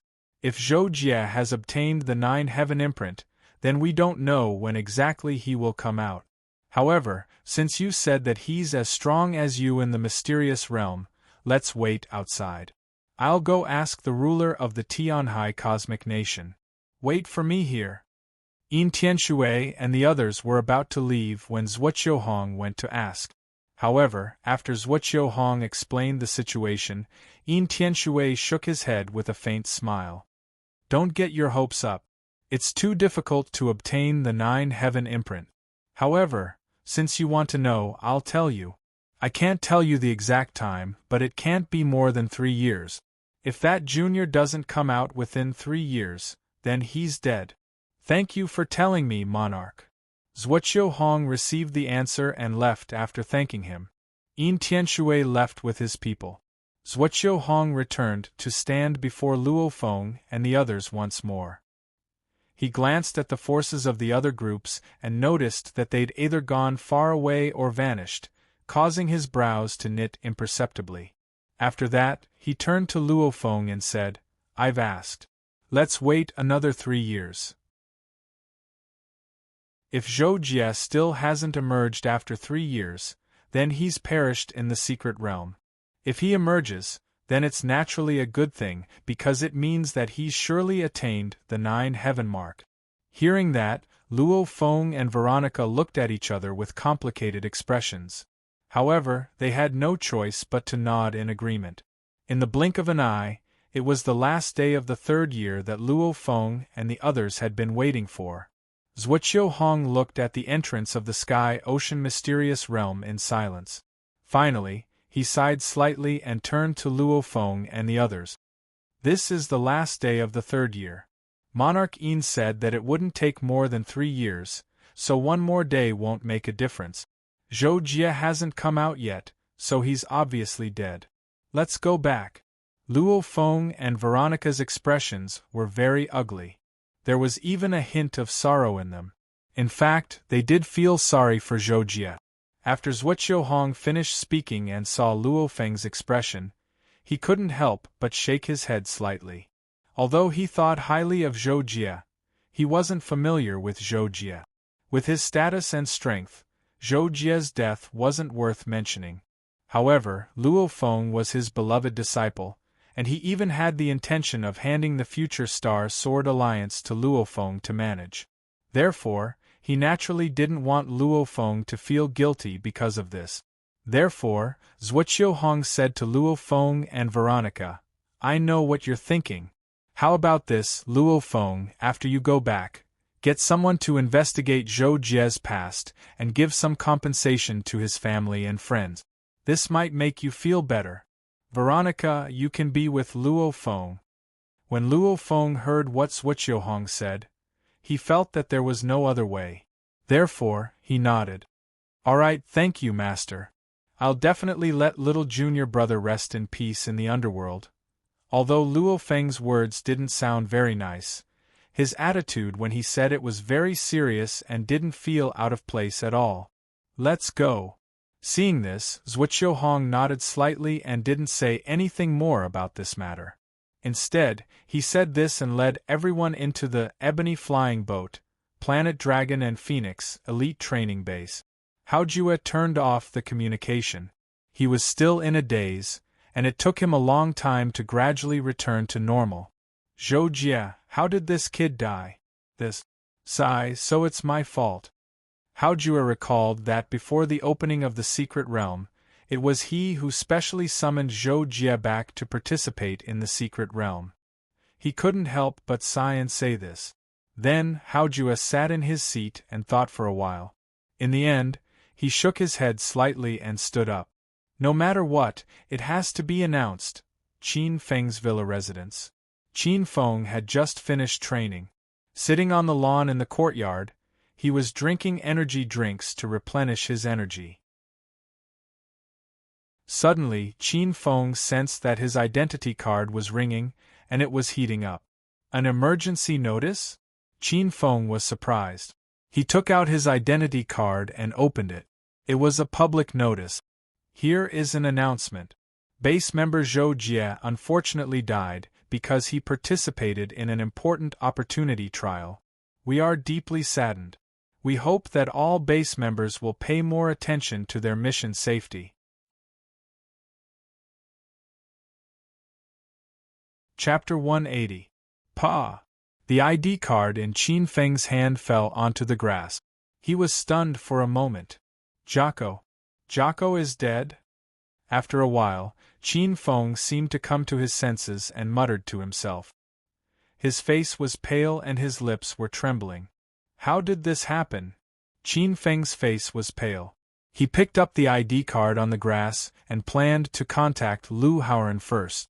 In Lu Haoren's villa, Lu Haoren was in the underground quiet room trying to comprehend the ultimate state. Suddenly, the ID card that Lu Haoren placed beside the futon vibrated and made a sound at a specific frequency. However, Lu Haoren was thinking about something important and was not in the mood to pay attention to it. The ID card kept ringing for half a minute. Lu Haoren frowned and walked over to pick up the ID card. There was an emergency announcement just now. Why is Qin Feng in such a hurry to video call me? With doubts in his heart, Lu Haoren did not look at the emergency announcement first. Instead, he clicked on Qin Feng's video call invitation. Qin Feng's virtual avatar immediately appeared in front of Lu Haoren. "Haoren, do you know what happened to Jocko?" Qin Feng asked as soon as he connected. "What happened?" Lu Haoren had been immersed in his cultivation. The emergency announcement just now was just the ID card heating up. He did not notice it at all and had not looked at it until now. There was an emergency announcement just now. Take a look at the announcement yourself, Qin Feng said and calmed his breathing. He seemed to be very agitated. Lu Haoran heard this and clicked on the emergency announcement. After reading the contents of the announcement, he was stunned. What? Zhou Jie is dead. Lu Haoran's expression changed greatly, and he said in disbelief. On the other side, Qin Feng looked sorrowful and nodded. Yes, but I don't believe it. How can Jocko die? How can they be sure that he is dead? So I was wondering if you could investigate this matter. Why are they so sure that Jocko is dead? Lu Haoran was stunned by what Qin Feng said. After a while, he took a deep breath and said, Okay, I understand how you feel, but, if the Star Sword Alliance dares to say something like that, they must have their reasons. Plus, Zhou Jie's death must be a sensitive matter, and I might not be able to find out about it. You'd better be prepared. Hearing this, Qin Feng closed his eyes and took a deep breath. When he opened his eyes again, he seemed to have calmed down and said, I know. His voice was a few degrees lower. I'll send someone to investigate. Tonight, call Zhang Xian and we'll meet up at your place. I'll tell you the news. Lu Haoran said. Qin Feng agreed and the two ended the call. One of the 4 heavenly kings of the Star Sword Alliance, Planet Yaozhan. Planet Yaozhan was known as one of the 4 heavenly kings. It was an extremely prosperous superplanet. There were as many as 71 planets and satellites orbiting it, and the smallest of them had a diameter of over 1,000 kilometers. Among them, each of the satellites of planet Yaozhan was a superweapon. Some of them had armies stationed there, some were pure armory, and the planets were equivalent to the outer ring. In other words, it was a place for people without money to live. Of course, even if the people of planet Yaozhan didn't have much money, most of them had a few million star coins. Such a prosperous superplanet was also a branch of the patrolmen, and the person in charge of this branch was Luo Feng. At this time, Luo Feng was in his office deep within the patrolman base on planet Yaozhan. He was frowning in front of a computer screen. On the screen was some information about Zhou Jie. It was very detailed. It even recorded some of Zhou Jie's background before he became an assassin. It also included Zhou Jie's visit to the Sun Star and some of the things that happened on the Sun Star. Red Silk Star Lord Ding Xiaoyu. Luo Feng suddenly muttered. He then sighed. This junior of mine, his background is quite pitiful. He has no relatives and all his friends are gone. Sigh, this is the only way. After making up his mind, Luo Feng contacted Veronica. Junior, I'll prepare some things later. You'll be in charge of them. Give them to Zhou Jie's friends at the elite training base. Tell them about Zhou Jie's situation. I still have some things to do here. It's also related to my junior's funeral. You'll be in charge of those people at the elite training base. Leave the rest to me. Yes, Senior Luo Feng. Veronica nodded. His eyes weren't as bright as before. Zhou Jie's death was a huge blow to him, because he had lost a lifelong rival. After ending the call, Luo Feng found someone to investigate Red Silk Star Lord. In less than 2 hours, Luo Feng received a detailed report about Red Silk Star Lord. Red Silk Star Lord was an active member of the Star Sword Alliance. Naturally, it was easy to investigate. After reading the report, Luo Feng immediately ordered someone to promote Red Silk Star Lord to a position in the second-class division. He even asked someone to send a gift over. After doing all this, Luo Feng left the office, brought along one of his assistants, and boarded his battleship to the Silver Galaxy in the Taiwu sector. Silver Galaxy, Solar Star. The biggest hotel in Rongxin City, Hongxing Hotel, was also a world-class 7-star hotel. There were only 5 or 6 hotels in the entire Solar Star that could be compared to it.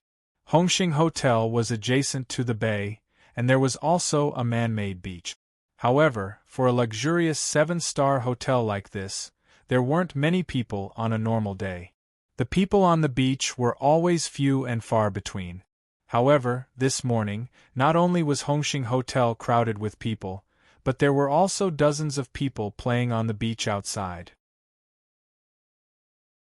This situation was not because of anything else, but because the daughter of the chairman of Tianjin Technology Group was going to marry the son of the chairman of Tianjin Information Corporation. Tianjin Technology Group was one of the top 10 super technology companies in Solar Star, and Tianjin Information Corporation was also one of the top 100 companies in the world. This wedding was mainly planned by the son of the chairman of Tianjin Information Corporation, Li Yuehua. He spent close to 300 million yen to invite hundreds of important people in Rongxin City and the surrounding cities to attend the wedding at Hongqing Hotel. That was why Hongqing Hotel was so lively. It was close to noon, and the first round of the wedding was about to begin. A black luxurious hovercraft flew towards Hongqing Hotel from afar. There were only 3 people in the hovercraft: the pilot in the cockpit and a man and a woman in the back. The man was Li Yuehua, and the woman was Ding Xiaoyu. Li Yuehua was wearing a well-ironed suit, and his hair was neatly combed. Coupled with his handsome and elegant face, he was enough to charm thousands of girls. However, Ding Xiaoyu was wearing a white backless wedding dress, and her eyes were a little dim. At this time, she was looking out of the window, as if she was in a daze.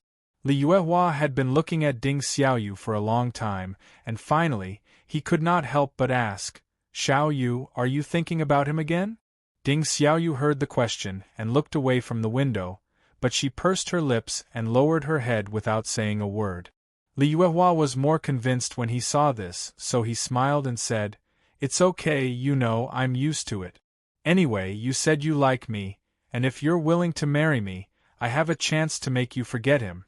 For this, I will work hard." "I don't want to forget him," Ding Xiaoyu suddenly said in a low voice. "Don't think too much, I know he won't come back. It's been 6 years.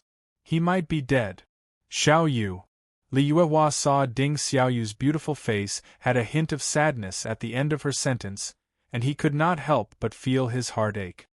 He held Ding Xiaoyu's hand and said. Ding Xiaoyu felt the warmth of Li Yuehua's hand, and smiled faintly. Then, she slowly leaned her head on Li Yuehua's shoulder, closed her eyes and said, "Thank goodness I have you." At the same time, outside the atmosphere of the sun, a black battleship was rapidly approaching the sun. "Sir, the battleship is about to enter the sun's atmosphere. I will now crack the sun's network and search for the person you are looking for." In the battleship, a man in black said respectfully to Luo Feng. Luo Feng was standing in front of the screen in the battleship's control room, looking at the scene in front of the battleship, and nodded. "Okay, let's begin." Hence, the man in black, who was Luo Feng's assistant, turned around and went to the control panel, and after about half a minute, he turned to Luo Feng and said, "Sir, the sun's network defense has been cracked. All information on the sun is now available. Please give your instructions. I want to find a person called Ding Xiaoyu, the young lady of the Tianjin Technology Group. I want her location and recent news, back to 7 years ago." Luo Feng said. Chapter 181. "Yes, I'll get the information for you now," the assistant replied and immediately started to operate it. After a while, the assistant handed a helmet to Luo Feng and said, "Sir, the information has been recorded. Please read it." Luo Feng nodded and put on the helmet. After pressing the relevant button, the information stored in the helmet was implanted into Luo Feng's mind. In less than a minute, Luo Feng took off the helmet and said with a surprised expression, "This Ding Xiaoyu is getting married today. What a coincidence." Luo Feng thought for a few seconds and said to the screen, "Xiao Nan, stop the battleship 10,000 meters above the Hongqing Hotel in Rongxin City and activate the stealth mode." "Yes, master." The battleship's AI Xiao Nan replied and immediately flew according to Luo Feng's instructions. The helicopter landed in the middle of the plaza beside the Hongxing Hotel. Li Yuehua held Ding Xiaoyu's hand and got off the helicopter. After passing through the red carpet, they had to enter the hotel through the side door. This was to prevent other guests from discovering them. The two of them would only show up during the lunch banquet to toast the guests. At the same time, Luo Feng and his assistant were already hovering 1,000 meters above the Hongxing Hotel. Luo Feng was using his spiritual energy to carpet search, to find Ding Xiaoyu. Found him. Luo Feng quickly noticed Ding Xiaoyu, who was walking on the red carpet with Li Yuehua, and was about to enter the Hongxing Hotel through the side door. Luo Feng focused his gaze and looked in that direction. "Follow me." Luo Feng called his assistant and the two of them, one in front and one behind, flew down to the ground as if they had teleported. In less than a breath's time, they appeared beside the helicopter below. Just as the helicopter pilot was about to pilot the helicopter to leave, he suddenly caught a glimpse of Luo Feng and Luo Yunyang not far from the helicopter. He was immediately shocked and had a dumbfounded look on his face. He quickly wiped his eyes and looked again. What the hell, there was no one in the plaza just now. The pilot couldn't help but mumble to himself. His lips were trembling. When he finally reacted, he immediately pulled the lever and flew the helicopter away. Luo Feng and his assistant didn't even bother with the pilot. They walked straight towards Ding Xiaoyu and his assistant. "Miss Ding, please wait." Luo Feng quickly walked to a spot about 7 or 8 meters behind Ding Xiaoyu and called out. Hearing Luo Feng's voice, Li Yuehua and Ding Xiaoyu immediately turned around. When they saw Luo Feng, both of them were shocked. Obviously, the two of them did not know Luo Feng and his assistant. They were curious as to how they knew the name, Ding Xiaoyu. Also, where did these two people come from? Ding Xiaoyu and Luo Feng were able to understand the solar star's language perfectly. However, Luo Feng was wearing the language assistant's helmet, so no matter what he heard, he could speak the solar star's language perfectly. Therefore, Ding Xiaoyu and Luo Feng could understand what he was saying. "Who are you?" Ding Xiaoyu didn't know Luo Feng and Luo Feng, so he asked immediately. "You don't know them?" Li Yuehua was even more surprised and hurriedly asked Ding Xiaoyu. "I don't know, but I don't think I've seen them before." Ding Xiaoyu thought for a while, and answered Li Yuehua softly. Luo Feng didn't feel awkward at all. Instead, he walked up to Ding Xiaoyu and bowed slightly to him as a gentleman. Then, he said, "Miss Ding, nice to meet you. I'm Zhou Jie's friend. I heard that you and Mr. Li Yuehua are getting married today, so I'm here to give him my blessings." "What?" Ding Xiaoyu was stunned when she heard Luo Feng's words. Li Yuehua was also stunned when she heard Luo Feng say that he was Zhou Jie's friend. Her mouth was agape, and she didn't know how to react. Luo Feng knew that his words were too sudden for Ding Xiaoyu. Zhou Jie had been away from Sun Star for almost 7 years, and there was no news from him during that time. Now, on her wedding day, Zhou Jie's friend was here to give him his blessings. Was there anything more ridiculous than this? However, Luo Feng only said it on a whim. Since he had already said it, he had to continue it himself. He immediately said, "Miss Ding, I know you have a lot of questions, but I can only give you a brief explanation. Well, Zhou Jie is currently on a long-term mission in another galaxy. Before he left, he thought of you and said that he wanted to come back and see you, but he didn't have the chance. Now that he's on a mission, he asked me to send his regards to you and give you some gifts. These are all things that Zhou Jie asked me to pass to you." Luo Feng flipped his hand, and a black box the size of a palm appeared in his hand.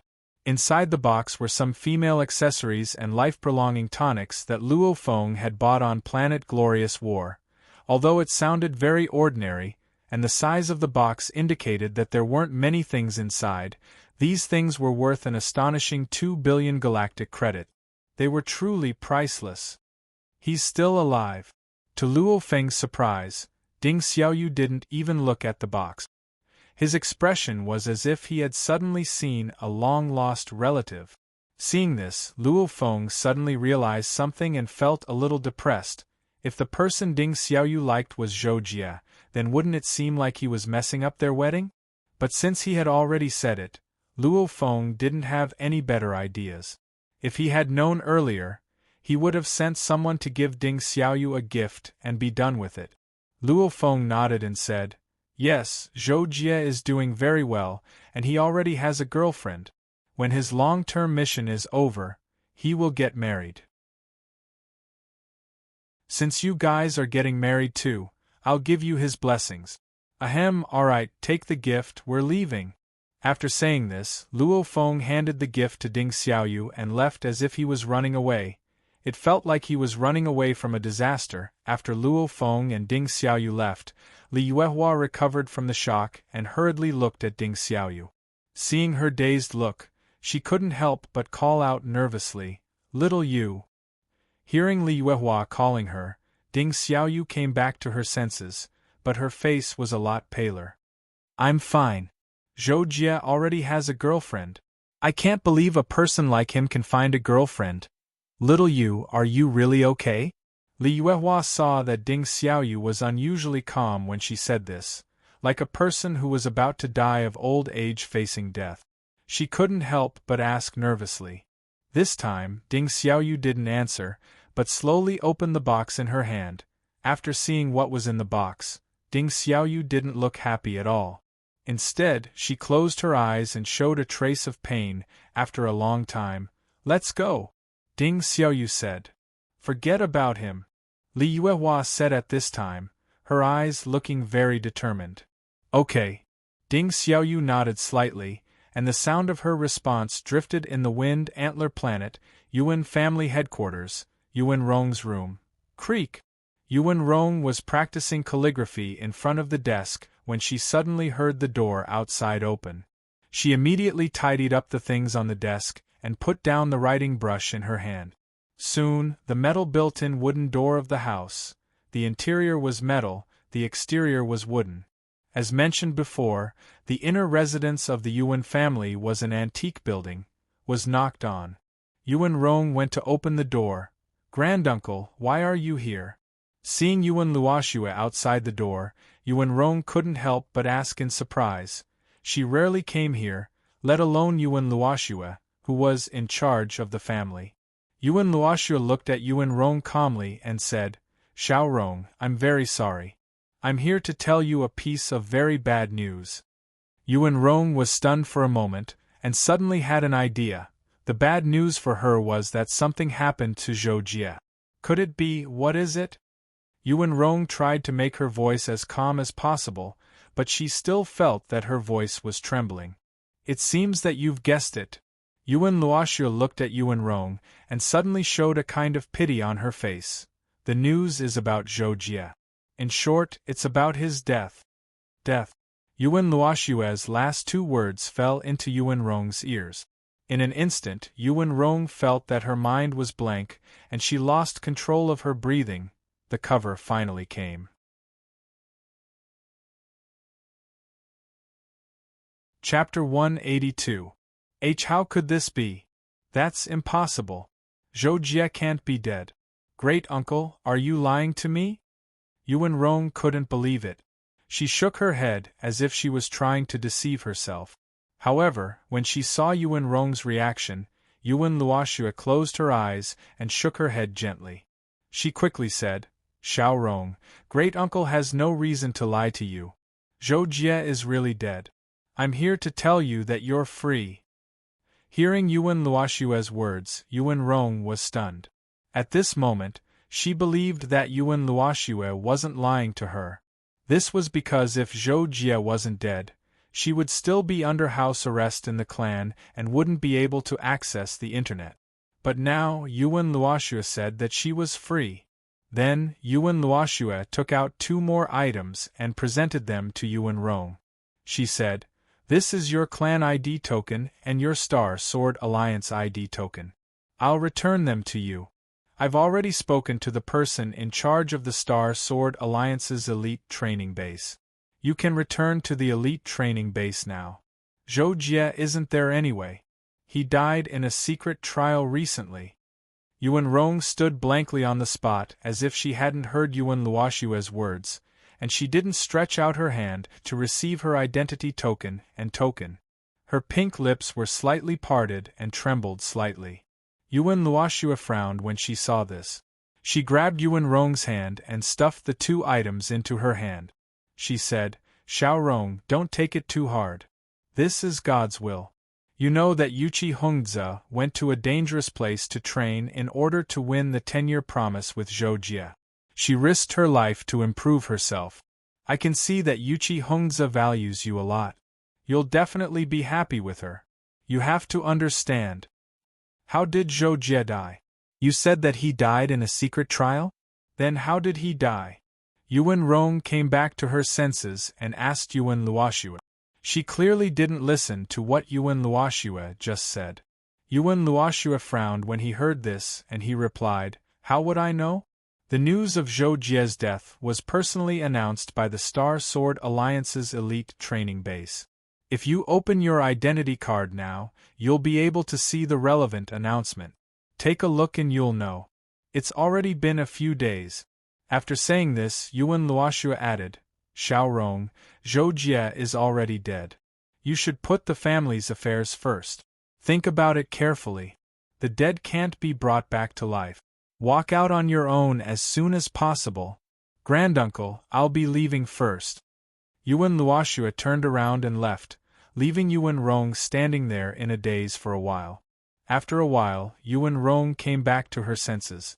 Her first reaction was to reactivate her ID token. She wanted to see for herself if Zhou Jie's death announcement was really there. Half a minute later, Yuan Rong stared blankly at the ID token's screen. Her expression gradually collapsed. Tears flowed out of her eyes and blurred the ID token screen. In the end, Yuan Rong didn't choose to return to the Star Sword Alliance's elite training base. Instead, she asked Yuan Luoshua to remove her student status from the elite training base. Originally, the Yuan family wasn't happy to see this. Yuan Rong was the second genius of the Yuan family in 100 years. It wasn't easy for them to send her to the Star Sword Alliance for training, but she ended up giving up halfway. Of course, the Yuan family wasn't happy. However, due to Zhou Jie's death and the relationship between Yuan Rong and Yuqi Hongzi, Yuan Luoshua still removed Yuan Rong's student status after getting the clan leader's approval. However, the Yuan family still didn't want Yuan Rong's talent to be wasted. Therefore, they allowed her to continue her training with an elder in the clan. Not long after, the news of Yuan Rong's withdrawal was heard by Qin Feng and the others. That night, they gathered together and couldn't help but discuss this matter.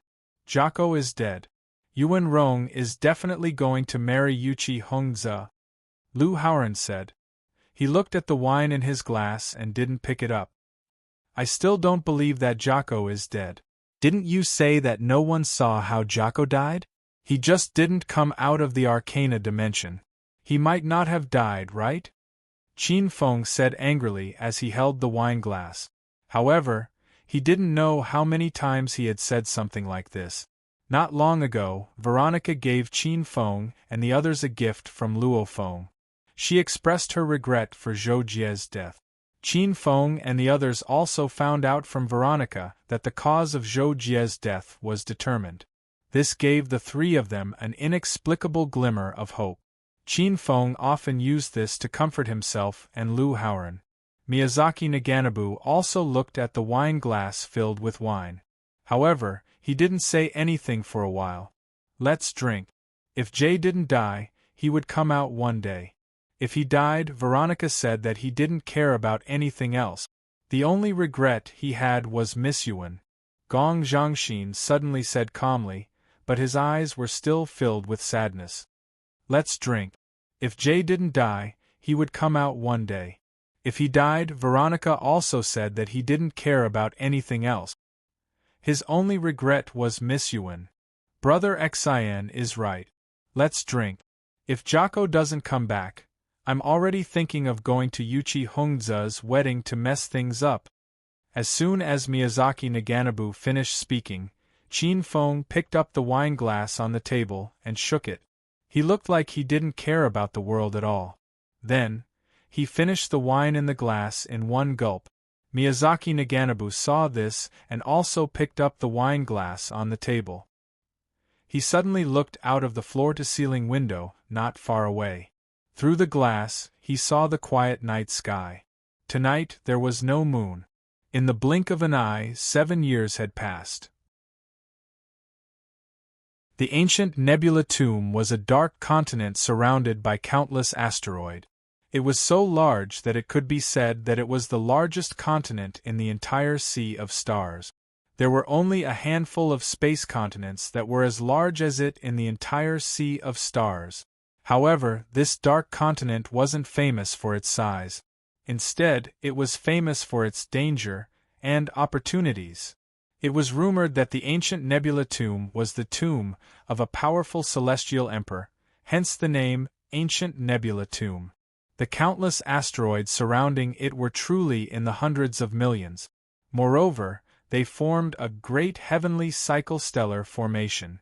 Even if a high-level celestial lord were to barge in, it would be extremely difficult, and there was the danger of death. However, the ancient nebula tomb had been discovered a long time ago. All the lord-level experts knew that the emperor's tomb had basically been emptied. Therefore, the lord-level experts weren't interested in it. However, apart from the emperor's tomb, the ancient nebula tomb also had a lot of treasures. There were rich minerals, precious herbs, mainly for star lords, very little for lord-level experts, and many other opportunities. Similarly, the ancient nebula tomb was full of dangers. There was chaos and slaughter everywhere. It was the best place for experts to train. Therefore, Star Lord geniuses often wanted to enter it to train. However, as mentioned earlier, even the high-level Star Lords could barely enter the ancient Nebula Mausoleum. Also, if the experts entered the mausoleum carelessly, many horrifying creatures on the continent would be attracted. For those creatures, the experts who were weaker than them were food. However, as long as one knew some methods and specific paths, the difficulty of entering the ancient nebula tomb would be greatly reduced. Moreover, the dangers in the ancient nebula tomb were divided into different regions according to the degree of danger. Some powerful and ancient families or forces knew to send their disciples there to train according to the degree of danger. Even so, it was extremely dangerous to train in the ancient nebula tomb without outside help. One could die at any time. Therefore, very few geniuses would go there to train. However, Yuchi Hongza had chosen to enter the ancient nebula tomb after only a few days of the 10-year agreement with Zhou Jie. That was also the reason why he hadn't been able to participate in the Sky-Ocean Mysterious Realm. When Yuchi Hongza entered the ancient nebula tomb to train, the Yuchi family had considered it over and over again. The upper echelons of the family were in favor and opposed, and no one could convince the other. In the end, it was Yuchi Hongza who had made up his mind and moved the Grand Elder. It was only after the Grand Elder gave the word that he was allowed to enter the ancient nebula tomb. Furthermore, the Grand Elder had given him many life-saving items, and the Yuchi family elders had even specially arranged for the Yuchi Hongza to receive him outside the ancient nebula tomb. If Yuchi Hongza planned to come out, he only needed to activate one of the treasures, and the Yuchi family elders would quickly sense his general location and go to bring him out. On this day, Yuchi Gong, the elder of the Yuchi family who was responsible for receiving Yuchi Hongza, was sitting cross-legged in space with a sensing treasure in his arms as usual. Energy waves kept popping up around him. Suddenly, Yuchi Gong opened his eyes, lowered his head, and took out the sensing treasure in his arms. It's Hongza. He's finally coming out. At this moment, Yuchi Gong, who was a few hundred years old, was so excited that he almost burst into tears. because the fluctuations from the sensing treasure meant that Yuchi Hongze was still alive. He was still alive after 7 years of training in the ancient nebula tomb. For a peerless genius, this was definitely a great thing. It might even lay the foundation for him to advance to the Lord level. Soon, Yuchi Gong set off in pleasant surprise and went to the ancient nebula tomb to receive Yuchi Hongze. Half a day later, Yuchi Gong walked out of the ancient nebula tomb with Yuchi Hongze, who was almost in rags. Haha, you're out. Hongze, it's great that you're alive. The family must have been worried about your safety. These old bones of mine were so excited when I sensed that you were alive. Yuchi Gong had just brought Yuchi Hongze out when he breathed a sigh of relief and smiled at Yuchi Hongze. Yuchi Hongze also smiled. He was naturally very happy that he could return safely. Hearing this, he nodded gratefully and said to Yuchi Gong, "Thank you, Third Elder. I'm sorry for making you worry. However, when I go back and see the family leader, I'll definitely make all of you happy." When Yuchi Gong heard Yuchi Hongze's words, he immediately had an "I know" expression on his face. He pointed at Yuchi Hongze and laughed. "Good, looks like your training in there has been very fruitful. That's indeed great news. However, I also have something to tell you. It should be good news for you too." After thinking about it carefully, he decided that starting from this chapter, he would try his best to make every chapter more than 3,000 words. This way, even if he only released 7 chapters a week, it would still be more than 8 chapters. However, in this case, he would let fate decide if he would update twice. However, if he wrote smoothly or on holidays, he would update twice so that he could finish the book as soon as possible. Based on the previous update speed, the book was only in the middle of the early stage. It wouldn't be finished in 2 years.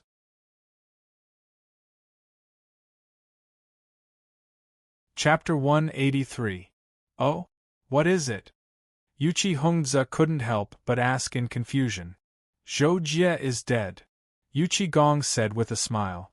However, Yuchi Hongze wasn't as happy as Yuchi Gong thought he would be when he heard the news. Instead, his expression changed, and his pupils constricted. "What? Zhou Jie is dead? How did he die? When did this happen?" Yuchi Hongze suddenly felt a little flustered as he asked a few questions in a row. Yuchi Hongze's expression became awkward. Seeing this, Yuchi Gong's expression instantly became a little awkward. He quickly retracted his smile and replied, This was the news released by the Star Sword Alliance. Previously, a secret realm of opportunity was opened, and a batch of geniuses were selected to enter the trial. I don't know the details, but after the trial ended, the Star Sword Alliance's elite training base released an announcement saying that Zhou Jie had died there.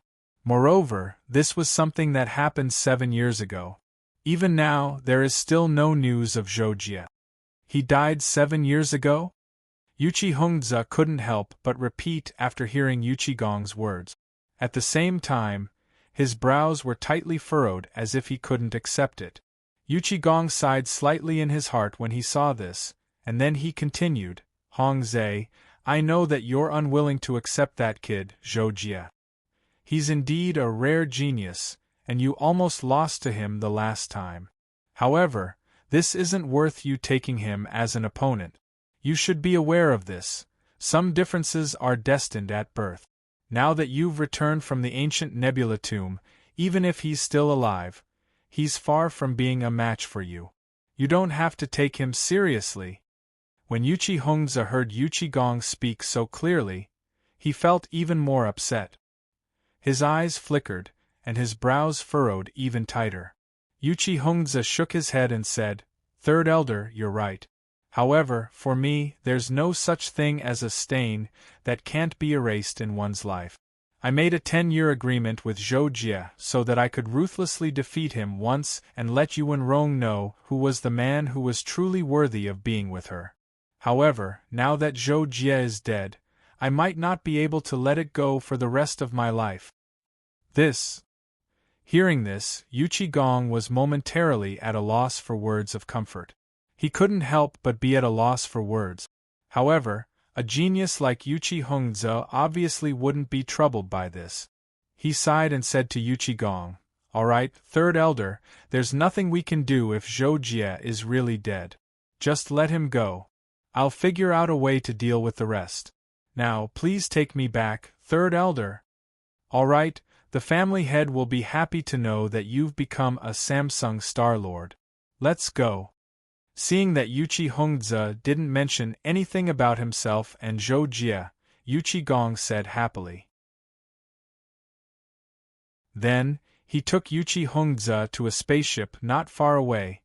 The Yuchi family, as a super family with Lord-level experts, had a large population and many family districts.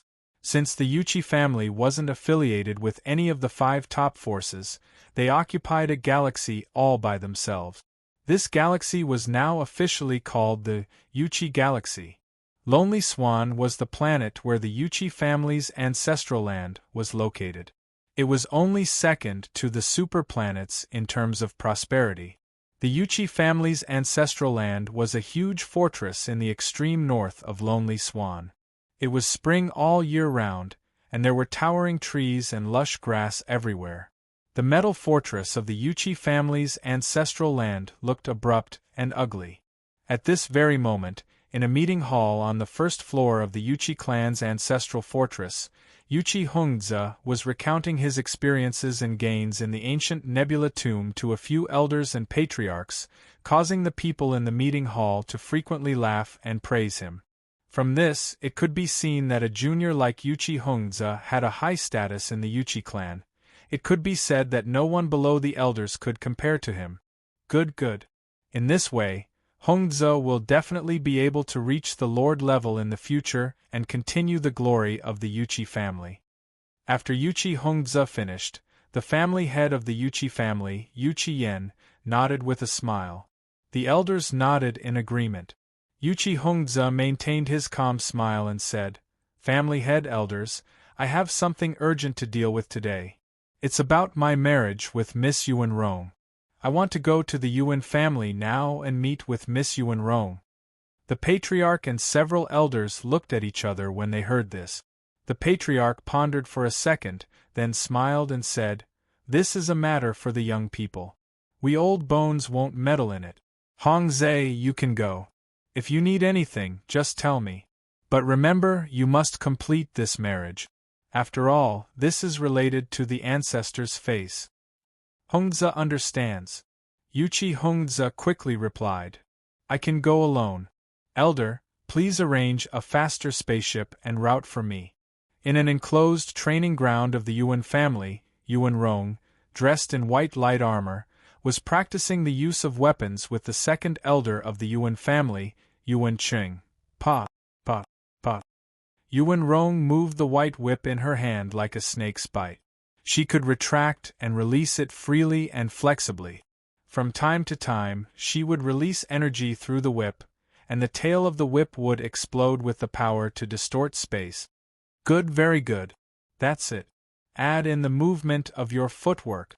The second elder, Yuan Qing, was checking the results of Yuan Rong's practice and nodded repeatedly. At this moment, at the entrance of the training ground, a Yuan family disciple who was in charge of guarding the entrance walked in quickly with a handsome man in black. This handsome man in black was, of course, Yuchi Hongze. When Yuan Qing saw him, he was stunned for a moment.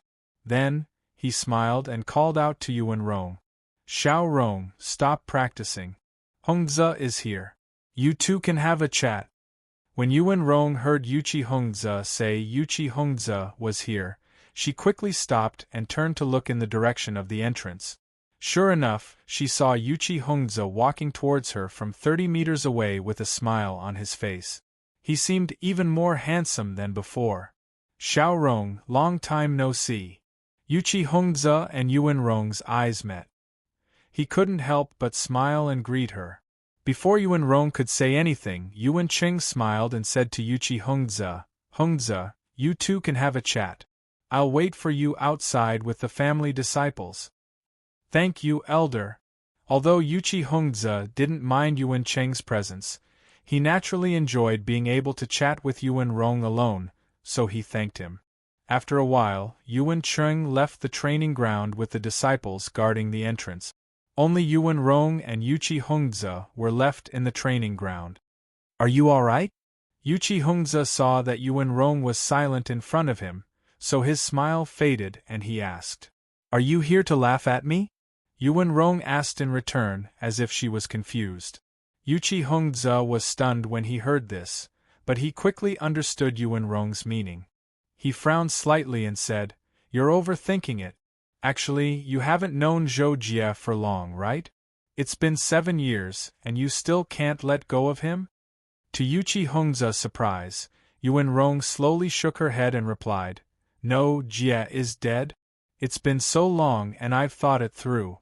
I have to face the truth and face you. It's just that I still feel sorry for Jie." Yuchi Hongze silently looked at Yuan Rong and said, "I can understand how you feel, but I just appeared a little later than him. It doesn't mean that I'm worse than him, or that I don't treat you as well as he does. I will give you happiness. Will you marry me, Xiaorong?" Yuan Rong heard Yuchi Hongze's words and struggled in her heart. In the end, she bit her lips and replied, 10 years. Isn't it not yet? I think these 10 years will be my loyalty to Jie. 10 years later, I will follow the wishes of my family and marry you. Yuchi Hongze was obviously not satisfied with this answer. He frowned and shook his head slightly.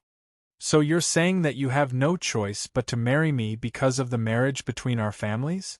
This is not the result I want. I will accompany you for a while and we will get to know each other. I will help you forget him. Now, let's go have a meal together?" Yuchi Hongze asked again. "Okay." Yuan Rong hesitated for a moment, but still nodded in agreement.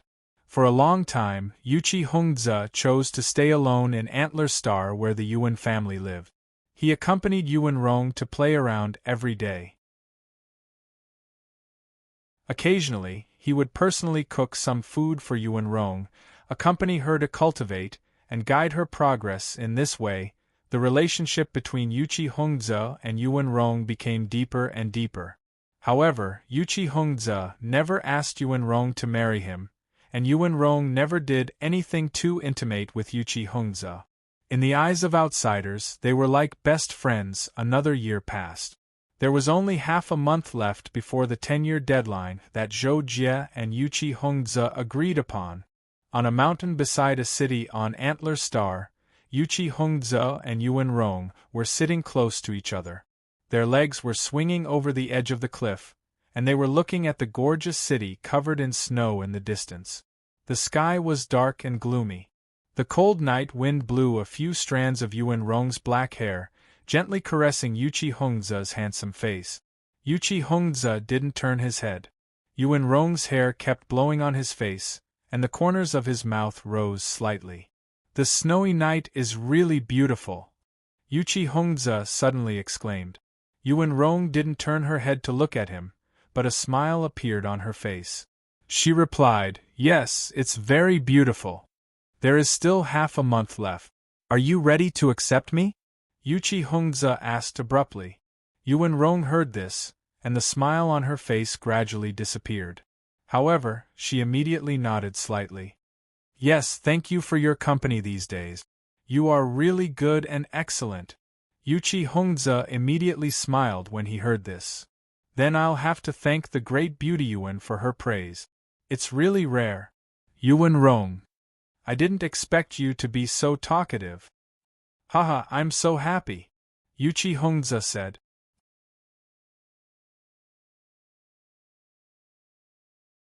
Chapter 184. After chatting for a while, Yuchi Hongze suddenly asked Yuan Rong, "Do you want to go skiing together?" Yuan Rong looked at the thick snow in the distance and thought of something. She turned around and asked, "Do you have any skiing tools?" However, Yuchi Hongze smiled and nodded. "Yes, I'm omnipotent." As he spoke, Yuchi Hongze took out a black fusiform shield from his spatial bracelet. The shield was protruding at a certain angle. "What's this?" Yuan Rong asked when she saw the black shield that was half the size of a person. This is a treasure I obtained when I was training in the ancient Nebula tomb. It's not very suitable for me, so I thought I wouldn't be able to use it. I didn't expect that I could use it for skiing today. Yuchi Hongzi replied with a smile. Yuan Rong was speechless. A treasure was being used for skiing? Only Yuchi Hongzi could think of something like that? Yuchi Hongzi stood up and extended his hand in front of Yuan Rong while asking, "Shall we go?" Yuan Rong pursed her lips and put her hand on Yuchi Hongzi's hand, only to be pulled into Yuchi Hongzi's arms. "Ah!" Yuan Rong exclaimed subconsciously. This was the first time she had been in contact with Yuchi Hongzi like this. Yuchi Hongzi smiled and didn't say anything. Seeing that Yuan Rong didn't struggle, he tapped his foot and jumped onto the black shield treasure a few meters away with Yuan Rong in his arms. "Let's go." Yuchi Hongzi smiled. With a thought, he sent the shield flying towards the snow-covered mountain in the distance. Yuchi Hongzi was now a peak 3-star lord, and he could still fight those at a higher level than him. He was one of the top geniuses in the entire Wanderer Star Zone. Yuan Rong leaned against Yuchi Hongzi's arms and lowered her head with a complicated expression. There was no telling what she was thinking. Half a month later, in the central square of the Yuan family's ancestral land, it was almost noon. Yuchi Hongzi and Yuan Rong had been standing at the edge of the plaza since the morning. The Yuan family members around them were bustling with activity. When they saw the two of them, they were all talking about them while maintaining their distance. Yuchi Hongzi looked at the sky calmly, while Yuan Rong stood half a step behind Yuchi Hongzi with a gloomy expression. Yuchi Hongzi looked at the sky and suddenly said, "To be honest, I'm really regretful that I can't fight with Zhou Jie again." Yuan Rong lowered her head and said, "Don't say that." "I'm sorry, Xiao Rong. You know I didn't mean to make you sad." Yuchi Hongzi immediately said somewhat nervously.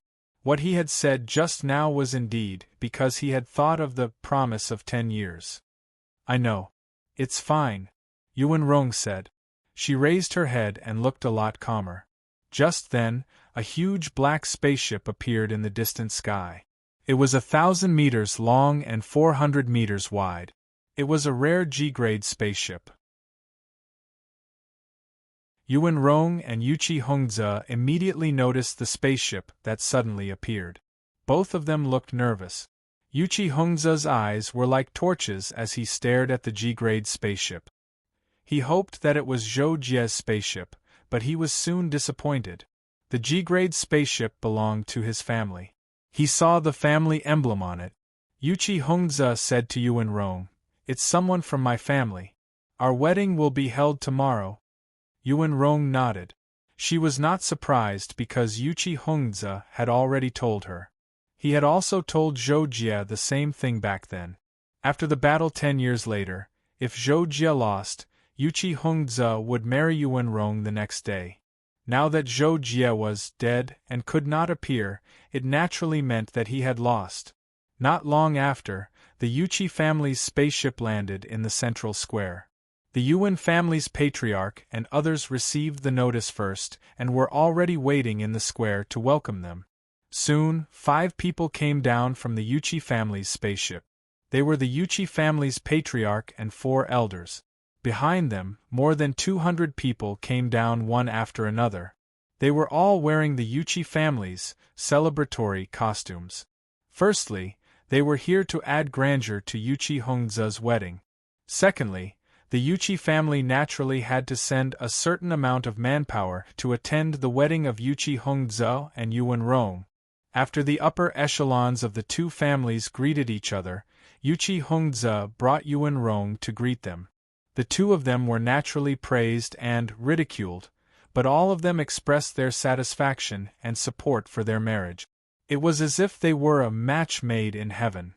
However, Yuchi Hongzi could tell that Yuan Rong was a little absent-minded, so he told the patriarchs of the two families that he wanted to go out with Yuan Rong to have some fun. After the elders repeatedly agreed, he brought Yuan Rong out of the ancestral land of the Yuan family. "Relax, we'll be married tomorrow," He won't appear again. Just seal him in your memory. Smile, okay? As soon as they walked out of the ancestral land, Yuchi Hongzhe turned to Yuan Rong and put on a funny smile. Yuan Rong couldn't help but laugh. Then Yuan Rong breathed a sigh of relief, smiled and nodded gently. She said, "Thank you very much. After today, I'll be a qualified wife to you." Yuchi Hongzhe looked at Yuan Rong and heard her words. There was a gratified expression on his face. Then he reached out and hugged Yuan Rong tightly in his arms, whispering in her ear, "I'll also be a qualified husband. I'll kill all your opponents for you." Yuan Rong heard Yuchi Hongzhe's words, and suddenly her heart skipped a beat. She remembered that someone had said something similar to her before. "As long as you nod, I'll go anywhere in the universe without fear." The next day, Yuan Rong was dressed up early in the morning. She put on a silver wedding dress and looked like a goddess in battle armor. She was solemn, sacred, and dazzlingly beautiful. Similarly, Yuchi Hongzhe also put on a black wedding armor. According to the Yuchi family's wedding customs, after receiving the guests, he would hold a spear and dance. It was not only to let the guests witness his martial prowess, but also to tell the spirits of his ancestors in heaven. At noon that day, all the guests were present. Yuchi Hongzhe and Yuan Rong walked out hand in hand, toasting and receiving blessings from the upper-class guests and elders. When it was close to evening, Yuan Rong boarded the Yuchi family's spaceship and headed to the Yuchi family's ancestral land. After the banquet ended, Yuchi Hongzhe also headed to the Yuchi family's ancestral land early in the morning. More than 10 days later, Yuchi Hongzhe and Yuan Rong arrived at the Yuchi family's ancestral land. After receiving the ancestral baptism, they entered the bridal chamber. That night. Time flew by, and in the blink of an eye, 48 years passed. It had been 57 years since the announcement of Zhou Jie's death. 57 years, to Zhuoqiu Hong and the other suzerains, was nothing more than the snap of a finger. Nothing seemed to have changed. However, to Yuchi Hongzhe, Yuan Rong, Qin Feng, and the others, 57 years was enough for earth-shaking changes to occur. In the 9th year, Yuan Rong and Yuchi Hongzhe were married. In the 12th year, Yuan Rong gave birth to a son for Yuchi Hongzhe, named Yuchi Wanyan. In the 13th year, Miyazaki Naganabu unfortunately perished during a mission. In the 23rd year, Qin Feng and the others successfully graduated from the elite training base. At that time, Qin Feng was a Samsung Star Lord, while Lu Haoren was a 4-star Lord. They were at the bottom of the golden ranking. After graduation, Lu Haoren naturally returned to the Temple of the Stars headquarters and began to gather power. Qin Feng, on the other hand, found a job in the Star Sword Alliance and became a member of the 1st Division of the Star Sword Alliance. Within a few years, he was promoted to one of the 3 vice-captains of the armed forces of the division. He also began to interact with the Star Sword Alliance's military. It was also worth mentioning that Veronica's cultivation reached the peak of the 4-star Lord level after graduation. He went to the Mysterious Realm Academy and challenged Yuan Qinkong to a duel. The two of them fought again, and in the end, Veronica narrowly won with a single move. Not many people knew about the battle between Veronica and Yuan Qinkong. However, those who knew were naturally suzerains and some high-ranking Star Lords of both organizations. They all had very high opinions of the battle, saying that Veronica and Yuan Qinkong were the pinnacle of the younger generation in the Wanhai Star Zone. Only a few people, including Yuchi Hongzhe, could compare to the two of them. After that, Veronica became Zhuoqiu Hong's official disciple. He cultivated under Zhuoqiu Hong's guidance for a few years before heading to an unknown place to train. At the end of the 57th year, Zhou Jie finally completed the double enlightenment of the Shadow Mark and the 9 Heavens Mark in the Sky-Ocean Mysterious Realms Inheritance Hall. Zhou Jie felt like he was in a very long dream. There seemed to be nothing in the dream. He kept moving forward, facing endless nothingness, and at the same time, withstanding an inexplicable pressure. Just like that, Zhou Jie kept moving forward in the dream, and spent 57 years unknowingly. Finally, at this moment, Zhou Jie recovered his senses and slowly opened his eyes. 57 years was like the blink of an eye to Zhou Jie. He didn't feel like much time had passed at all. It was like a person who woke up the next morning after sleeping alone. The general, the widow, and the others had been waiting silently in front of Zhou Jie. When they saw that Zhou Jie had woken up, they didn't say anything immediately. Instead, they wanted to let Zhou Jie slow down by himself. After Zhou Jie received the inheritance of the shadow mark, although the process was like an empty dream, when he woke up, he found that there seemed to be many memories of moves and secret techniques engraved in his mind. These were all the combat moves and secret techniques of the Dark Shadow Emperor. However, since the engraving had been completed, Zhou Jie could turn them into his own very easily. It was like looking at a line of words and memorizing it after reading it. After mastering the additional things in his mind, Zhou Jie was immediately surprised by how much his cultivation had improved. He was now a 7-star lord. Moreover, because the Dark Shadow Emperor himself made the star cores spontaneously condense for each star level, the Shadow Mark inheritance he arranged also allowed Zhou Jie to spontaneously condense the star cores and break through each star level. This meant that Zhou Jie was now a perfect 7-star lord. With Zhou Jie's ability, as long as he spent some time practicing the elemental laws, he would once again have invincible combat strength among those of the same star level.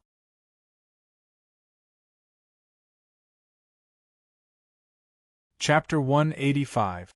However, Zhou Jie was not in the mood to care about these things after his brief surprise. He raised his head and looked at the general and the others. He asked the general, "General, how long has it been since I received the imprint?" How many epochs has it been since I received the imprint?" Zhou Jie asked this because he knew that the unit of time that the general knew was different from the one in the Wanhai star zone. He had heard the concept of epochs from Mountain Cat and had a rough idea of it. It was an inaccurate calculation and was longer than the standard 3-month. I can't calculate the exact time, but roughly speaking. The general paused and thought for a moment. He continued, "It's about 56 epochs, more than 220 epochs." "What?" Hearing the general say more than 220 epochs, Zhou Jie was dumbfounded. 1 epoch was 3 months. More than 220 epochs, didn't that mean more than 50 years had passed? "Are you sure you're not mistaken?" Zhou Jie could not believe it. He could not help but ask, "It took less than 1 epoch for me to defeat you from when I defeated Mountain Cat?" The general was slightly taken aback by Zhou Jie's reaction. However, as a puppet, he did not have many emotions. He quickly nodded and confirmed, "Master, I'm not mistaken. As for when you defeated Mountain Cat and defeated me, it naturally took less than 1 epoch because the Dark Shadow Emperor set the time limit for each test to be 1 epoch. This is fixed." After receiving the general's confirmation, Zhou Jie was completely dumbfounded. "How could it have been so long? But it feels like a dream to me." Zhou Jie clearly could not accept the fact that he had missed the promise of 10 years. He took a deep breath to calm himself down and shook his head continuously. The general and the others looked at each other. They did not understand why Zhou Jie looked so remorseful. "Master, are you all right?" The general could not help but ask in the end. Hearing this, Zhou Jie stood up. His expression had returned to its usual coldness. He then said, "Since things have come to this, bring me to the item left behind by the Dark Shadow Emperor. Then we'll leave this place." "Yes, master." This time, it was the general and the others who replied in unison. About an hour later, Zhou Jie and Kakashi were led by the general and the others into the deepest secret chamber in the Great Hall of Heritage. Wow! As soon as he entered the secret chamber, Kakashi stared at the treasure in front of him with widened eyes. he exclaimed in awe. Like a greedy digger who had discovered a gold treasure. The divination mirror was in the shape of a round plate. It was about half the size of a person, its surface was brightly colored, and there were many gem-like energy beads embedded on its edges. The whole thing exuded a dreamy glow. It was the kind of treasure that could be seen at first glance. It was no wonder Kakashi exclaimed in awe. If it was in the past, Zhou Jie would be very happy when he was about to get such a treasure, but at this moment, he was worried about the outside world and couldn't be happy at all. He directly asked the general, "General, how should I take it away?" The general replied, "Master, the divine secret mirror should have recognized you as its master. There should be a connection between you and it. Using this connection, it will automatically follow you and help you avoid harm. If you want to put it away, it will be very easy as long as..." Just as the general said this, the divination mirror suddenly vibrated. In an instant, it turned into a ray of light and disappeared between Zhou Jie's eyebrows. Zhou Jie was shocked. However, when he recalled that he had found the connection with the divination mirror and took it away, he felt that it was not a big deal. Then, Zhou Jie said to the general, "Okay, I got it. We can go now." The general was not embarrassed by this and said, "Okay, master. The Dark Shadow Emperor has left a teleportation portal for us to leave. Please follow me." 1 minute later, Zhou Jie and Kakashi activated the teleportation portal. The portal began to explode with terrifying energy, and the surrounding void gradually distorted. "Jocko, you have gained a lot this time. The Dark Shadow Emperor is really generous. That divination mirror might be an Emperor artifact." Before the teleportation, Kakashi stood beside Zhou Jie and said with a smile. Every time Zhou Jie obtained a treasure, Kakashi was always happier than Zhou Jie. However, Zhou Jie frowned and ignored him. He looked like he had a lot on his mind. Kakashi felt that something was wrong.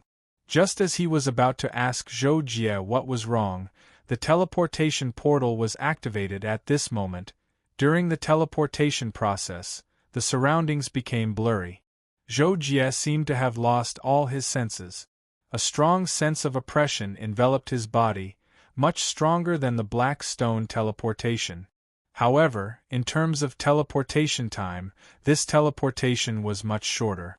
Zhou Jie even felt that in the blink of an eye, the faint dizziness had left him, and his vision and various senses had returned to normal. In front of him was a pitch-black void. Zhou Jie frowned slightly. Then, he looked around and found that there were not many glowing stars around. He had no idea where he was. Kakashi was fine. After looking around, he tilted his head and looked at Zhou Jie. He was not worried about where he was at all. He asked, "Jocko, you don't look happy at all. What happened?" Kakashi's voice was transmitted to Zhou Jie's ears in the form of special energy wave. This was the first time Zhou Jie had received such a voice form. He could not help but be stunned. Zhou Jie then glanced at Kakashi and also transmitted his voice using energy. "I'll tell you later." Can you connect to the interstellar network now and find the nearest habitable planet? Kakashi heard the question and rolled his eyes. At the same time, countless information codes flashed in his eyes. Then, Kakashi's eyes returned to normal. That's strange. Where the hell is this place? There's no interstellar network. This is great. Jocko, we seem to be lost. Kakashi could not connect to the interstellar network and immediately said with a miserable face. Zhou Jie saw this and could not help but say, "You can remove the word seem because we are indeed lost." Kakashi. Zhou Jie thought about it and felt that even if he asked the general and the others, he would not get an answer. This was probably the teleportation point that the Dark Shadow Emperor randomly chose.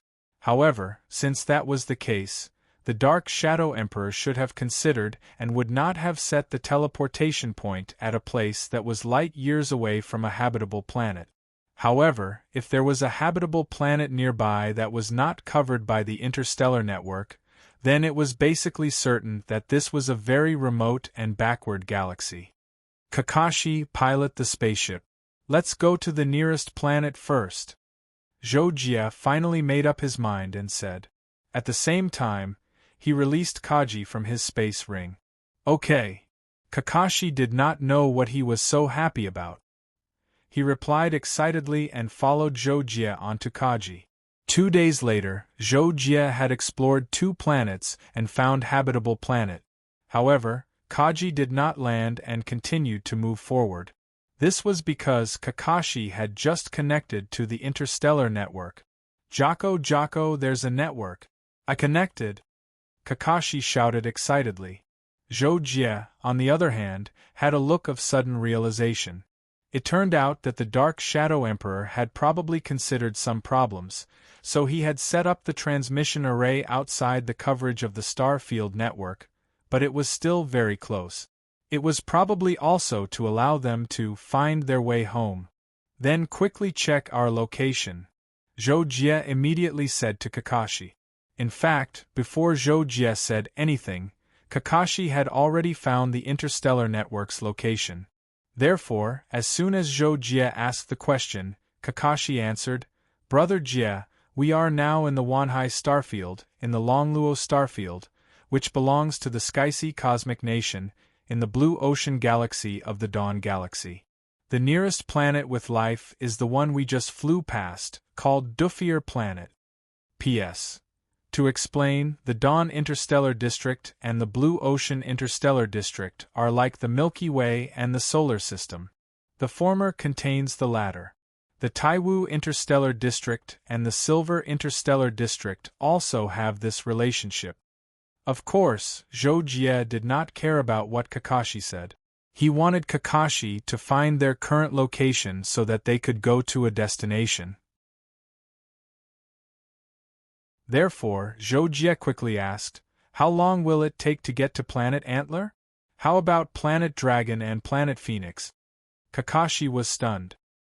He knew that Planet Dragon and Phoenix was the planet where the elite training base was located, but he had never heard Zhou mention Planet Antler before. Wait a minute, let me check. Kakashi did not think too much and immediately replied to Zhou. After a while, Kakashi confirmed the location of Planet Antler and Planet Dragon and Phoenix. He then replied, Jocko, this Planet Dragon and Phoenix is a little farther. If we only rely on the spaceship's space jump, I'm afraid it will take 1 or 2 years. Although Planet Antler is a little closer, it will still take about 1 or 2 years. Of course, this is without the help of the teleportation point. With the teleportation point, it will be much faster. It will probably take a few months. Zhou frowned, but he had no other choice at the moment, so he immediately said, Then let's go to Planet Antler. Along the way, find the best route and use the teleportation point as much as possible. That's not a problem. Leave it to me. Kakashi was equivalent to a super AI. After connecting to the Starfield network, it was naturally easy for him to calculate the best route. By the way, Jocko, why are you going to Planet Antler? Also, you look unhappy. What happened? Kakashi remembered that Zhou said before that they would talk about it on the way, so he could not help but ask. Zhou was silent for a moment, but considering his relationship with Kakashi, he could say anything, so he briefly told him about the things between himself, Yuchi Hongze, and Yuan Rong. After listening to Zhou words, Kakashi's mouth was wide open and could not close for a long time. After he closed his mouth, the first sentence he said was, Jocko, are you worried that your wife will be stolen? No wonder you are so anxious. Yuchi Hongze dared to touch my Jaco's woman. He is dead, humph.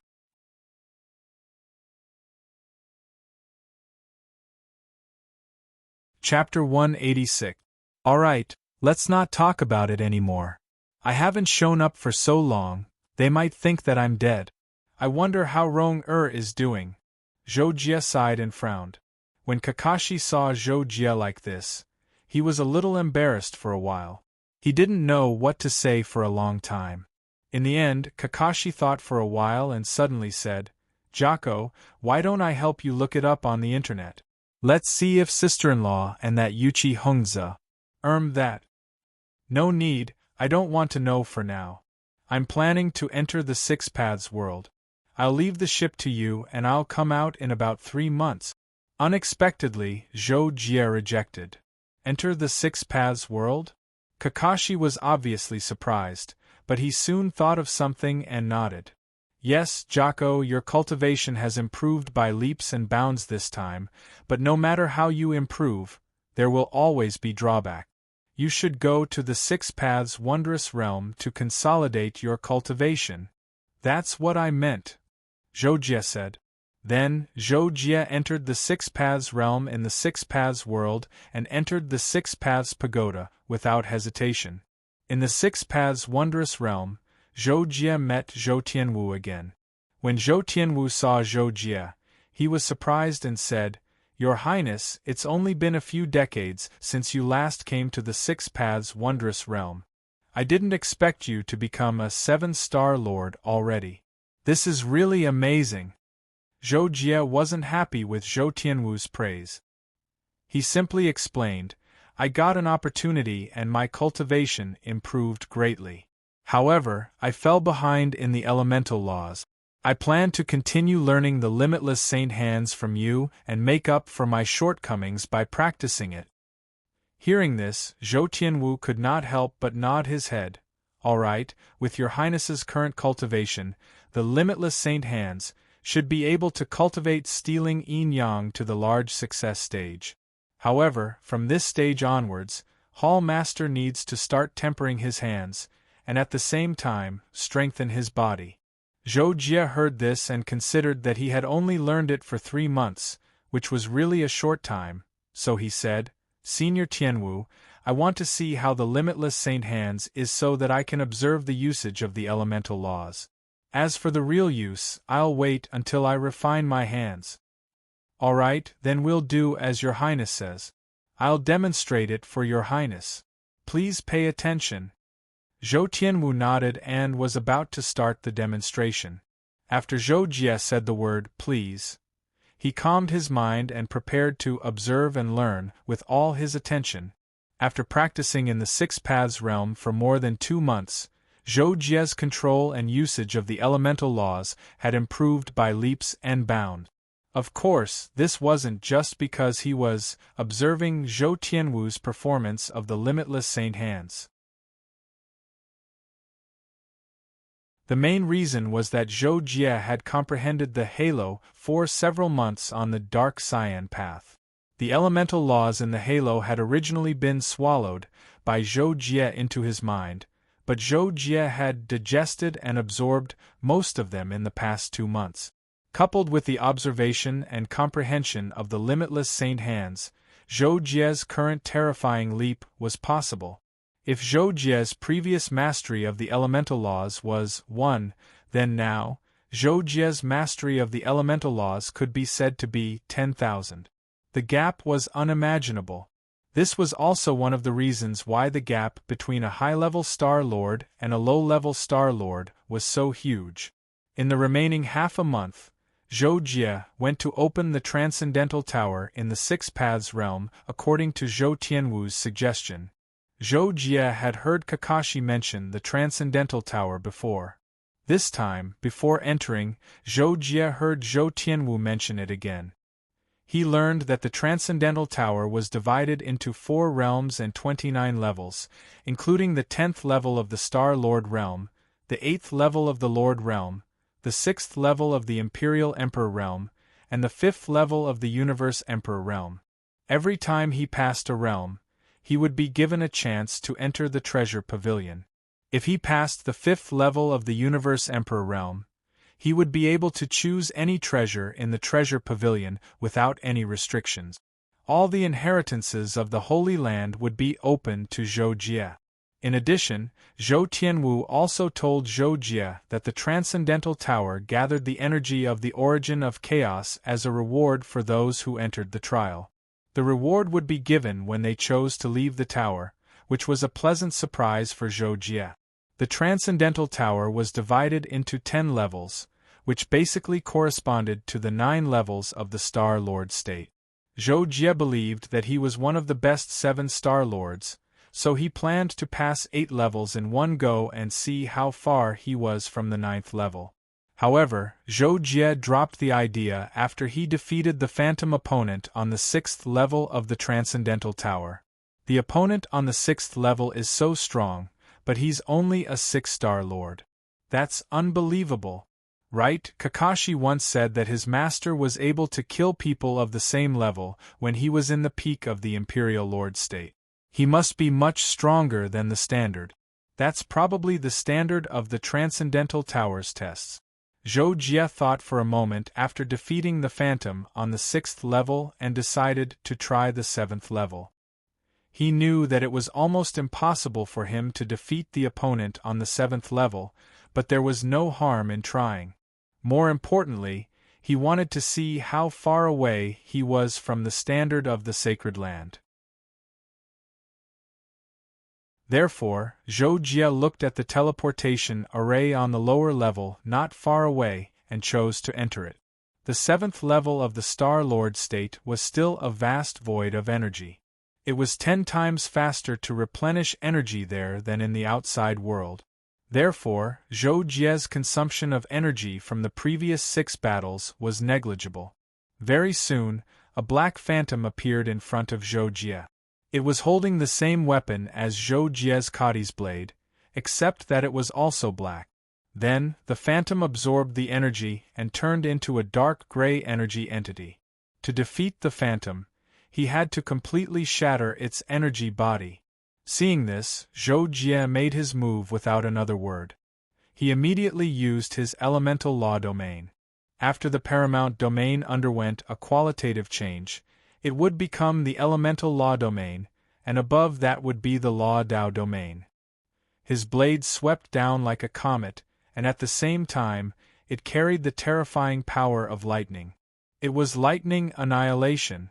The moment Zhou Jie moved, the phantom moved too. The internal structure of the phantom's energy body instantly underwent countless changes. At the same time, the phantom took a step forward, and its saber turned into a phantom, instantly blurring Zhou Jie's vision, causing his perception to be completely confused. Zhou Jie's pupils constricted in 1/10,000th of a second. He realized that his attack had completely missed its target. He instinctively wanted to change his move and defend himself. 1 second passed. Bang! Zhou Jie felt that his body was about to be torn apart. Zhou Jie had taken off the netherworld armor a long time ago, because at his level, the armor's defense was negligible. Also, it was being torn apart from the inside. A terrible burning sensation spread throughout his body, blurring even his powerful consciousness. But the next second, the pain subsided like a tide. Zhou Jie felt that he was in a trance for a second. His chest was still in great pain, but it was nothing compared to the pain just now. Then, Zhou Jie saw the phantom disappear. When he lowered his head again, he saw a wound from his chest to his abdomen that was emitting electric light. It was 1/2 meter long. He immediately realized that he had been defeated by his opponent in less than a second.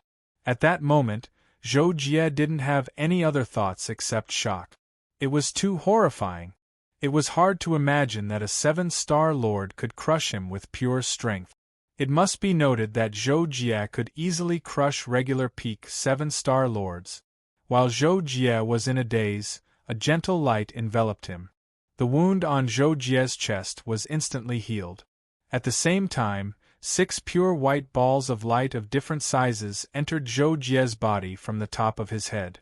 When the first ball of light entered his body, Zhou Jie felt that his head was numb, but it was a very comfortable feeling. He couldn't help but relax. The pure energy released by the first ball of light soon spread to every part of Zhou Jie's body. Then, the second ball of light, the third, the fourth. After the 5th ball of light, Zhou Jie began to feel that the 7-star cores in his body were out of balance and collapsing. His body seemed to be about to explode. However, Zhou Jie wasn't panicked at all. On the contrary, Zhou Jie was even pleasantly surprised, because he knew that it was a sign that he was about to make a breakthrough. Speaking of which, Zhou Jie had relied on the lifelong strength that the Dark Shadow Monarch had left for him since he became a Star Lord. It was more and more difficult to make a breakthrough in the Star Lord level. Zhou Jie didn't have the experience of making breakthroughs in the past. It was extremely difficult for him to condense the 8th star core on his own, and he had to condense it perfectly and spontaneously. Fortunately, the difficulty of condensing star cores spontaneously was both high and low compared to the difficulty of condensing star cores spontaneously. The difficulty of condensing star cores spontaneously was that 2 or more star cores could coexist in a balanced state inside the body, but that wasn't a problem for spontaneously condensing star cores. As long as the energy inside the body was controlled, the energy would complete the best arrangement at the critical point of the condensation of star cores and reach a balance. However, spontaneously condensing star cores was difficult to control the energy. Back when Zhou Jie condensed his first star core, he had spent a lot of effort, patience, and energy to control the accumulation of energy inside his body. Back then, he had only condensed 1 star core, yet even Zhou Jie had lamented the difficulty of forming a perfect star core.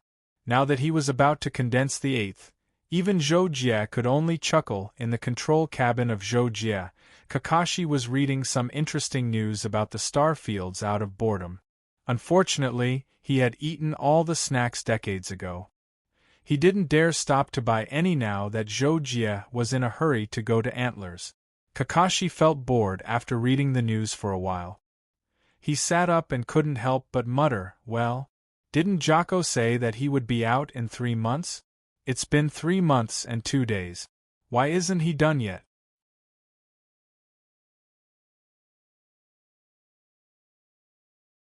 Chapter 187. However, as soon as Kakashi finished his sentence, the 6 Paths world floating beside him unleashed a powerful dimensional distortion and sent a figure out. Upon seeing this, Kakashi couldn't help but widen his eyes. Jocko is here. With a flip of his hand, Zhou Jie took the 6 Paths world and threw it back to Kakashi. Kakashi kept the 6 Paths world and asked, Jocko, how's your cultivation going? Zhou Jie was stunned by the question and he asked Kakashi back, Kakashi, how long have I been in there? Kakashi suddenly couldn't help but be speechless. He curled his lips and replied, 3 months and 2 days. What's wrong, brother Jie, have you forgotten yourself from practicing? Zhou Jie nodded when he heard that and said, that's good. I went to the supernatural tower this time, and I didn't expect that the reward when I came out was also an energy boost. I used the opportunity and luckily became an 8-star lord, so I didn't manage the time well. Fortunately, I didn't exceed the time limit by a lot. After listening to Zhou Jie's understatement, Kakashi couldn't help but open his mouth into an O shape. He looked at Zhou Jie with a dumbfounded look. Zhou Jie was speechless. He reached out his hand and patted Kakashi's little head. All right, don't be surprised. Estimate how long it will take for us to reach the Deer Star. All right. Hearing this, Kakashi had to put away his surprised expression and said happily, well, according to the current situation, after going through 12 teleportation points and spending about 1 purple crystal to perform continuous space jumps, we will arrive at Antlers in less than 3 months. I didn't expect you to be willing to use the purple crystal. Upon hearing this, Zhou Jie showed a rare smile. He was very satisfied with Kakashi's speed. Kakashi smiled awkwardly. I didn't even consider the purple crystal before, I almost forgot about it. But Brother Ku, as soon as you left, I remembered to use it, so it's much faster. Anyway, I still have a dozen purple crystals, so it's fine if I use them. How can it be more important than Brother Ku's matter? Zhou Jie couldn't help but feel a little move. He carefully recalled that ever since he betrayed the Imperial Exterminator Organization, Kakashi was the only person who had always accompanied and supported him. Even though Kakashi wasn't a real person, but a created intelligent life form, Zhou Jie couldn't help but regard Kakashi as one of the most important people in his life. Kakashi. Thank you. Zhou Jie thought and suddenly said. Kakashi couldn't help but be stunned when he heard this. He didn't understand why Zhou Jie, who had almost never said thank you to him, would suddenly say thank you to him at this time. But before Kakashi could ask anything, Zhou Jie said, "Well, I'm going to the spaceship training ground to practice something now. Don't bother me if there's nothing important." Oh, Kakashi had no choice but to curl his lips and agree. Zhou Jie came to the training ground in the middle of the spaceship alone, but he didn't start training immediately. Instead, he stood on the edge of the ground and thought of something. It's going to be 58 years soon. It's been too long. I've let Ronger down. I wonder what will happen when we meet again. Zhou Jie closed his eyes and thought to himself. For a moment, his thoughts were in a mess. Shaking his head, Zhou Jie forced himself to calm down. A set of dark armor appeared on Zhou Jie's body. This was the armor that Zhou Jie chose from the inheritance of the Dark Shadow Emperor. It was the most suitable armor for him at the moment. It was called the Crow's Heart. It contained the power of the law and had the miraculous effect of reflecting certain attacks. It was a top-grade defensive equipment. Then, a long sword that was much longer than the blade of Kadi's samurai sword form, appeared in Zhou Jie's right hand. Its shape was closer to the Japanese samurai sword, and a long dagger appeared in Zhou Jie's left hand. This was a set of weapons left behind by the Dark Shadow Emperor. It was called the Long and Short Dual Swords. It looked ordinary, but it was actually extraordinarily powerful.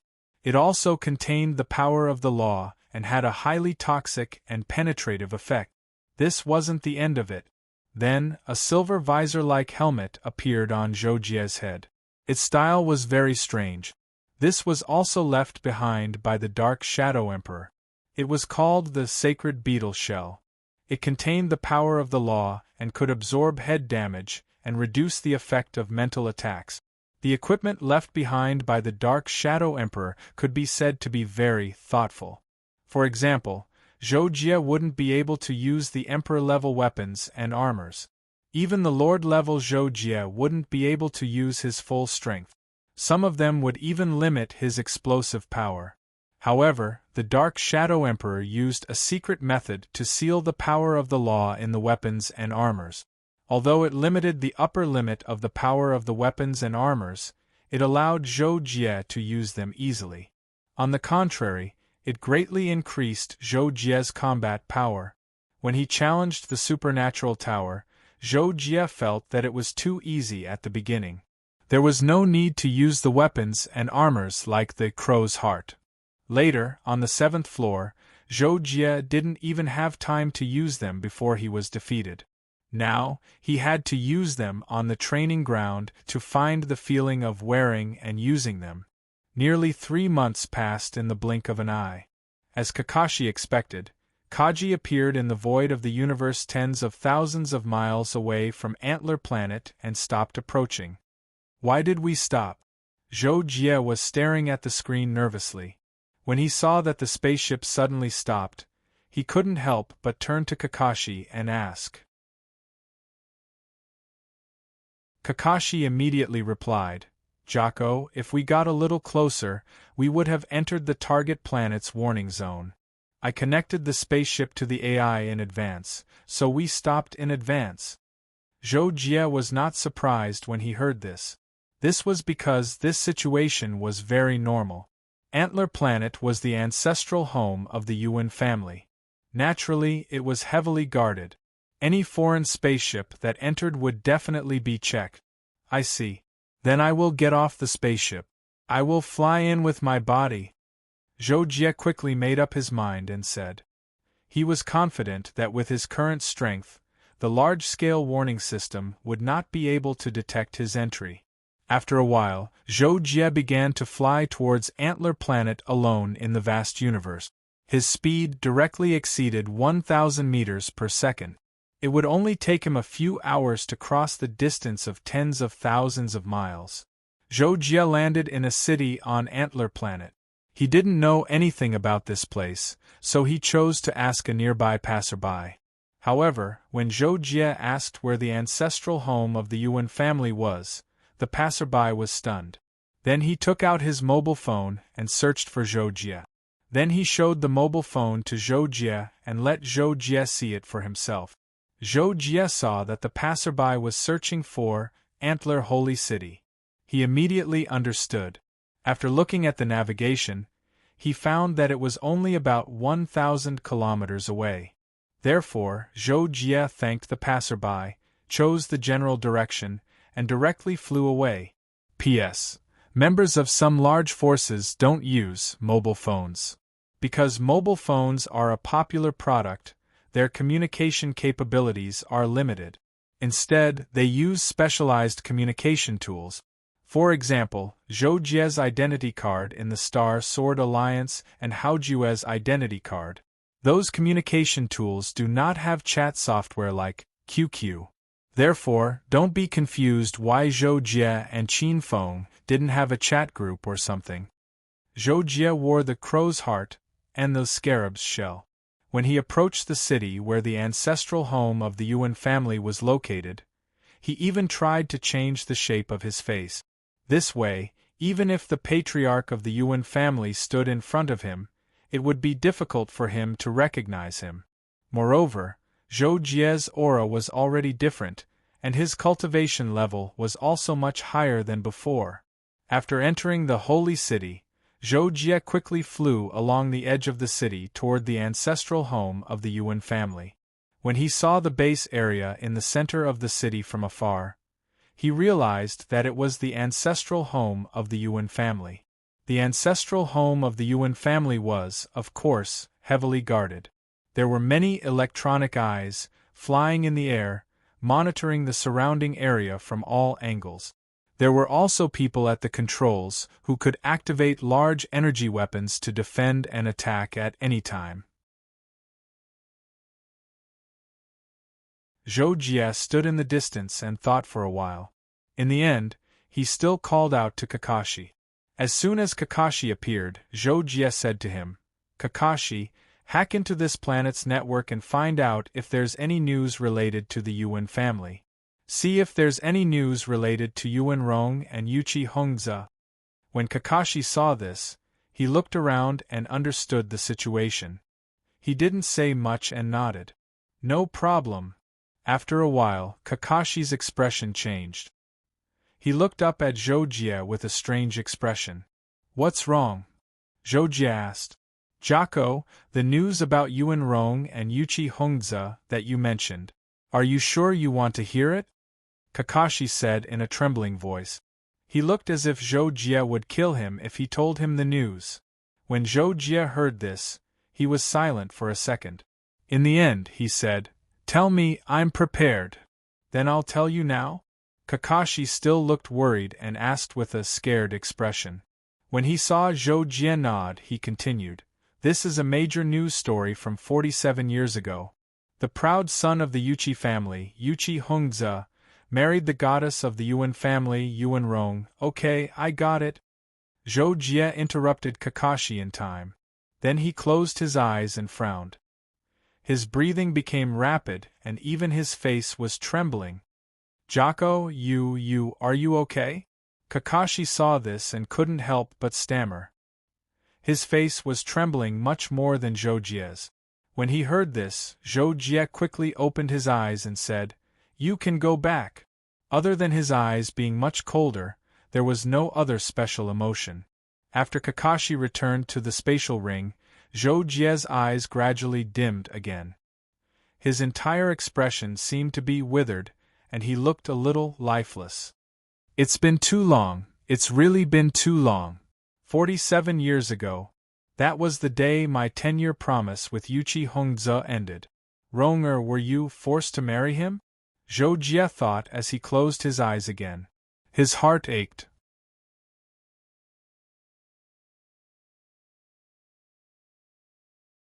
Chapter 188. After standing there for a while, Zhou Jie came back to his senses and took out his identity card. Because too much time had passed, Zhou Jie's identity as a student in the elite training base had long expired. Therefore, Zhou Jie's identity card had lost all its authority. However, the identity card's basic networking function was still there. Although it did not have the authority to search for information, it could send wireless mail. The premise was that he knew the email address of the person he was sending it to and verified the password. This was to prevent spam mail. Without a verified password, even if the mail was sent to a specific person, it would be intercepted and erased directly. The few people Zhou Jie could send mail to were Yuan Rong, Qin Feng, Lu Haoran, and a few others. Zhou Jie sent the edited urgent mail to the 3 people other than Yuan Rong. Then, he walked alone to the ancestral home of the Yuan family. In the ancestral home of the Yuan family, in a peripheral defense control room, the monitoring equipment suddenly sounded an alarm. Everyone in the room was immediately alerted and took action. Huh! The captain of the defense control team looked at the big screen and saw a warning. An unknown energy body is approaching. High risk. How could this be? The captain of the defense control team had never encountered such a situation in the past few decades. He did not know what was going on and quickly pulled up the monitoring equipment. However, what puzzled everyone in the defense control room was that the alarm only sounded for 2 seconds before it stopped. However, the high-risk warning was still there. Everyone looked at the monitoring equipment and did not see anything abnormal. There were no living or dead things at all. The infrared and X-ray scans did not capture anything.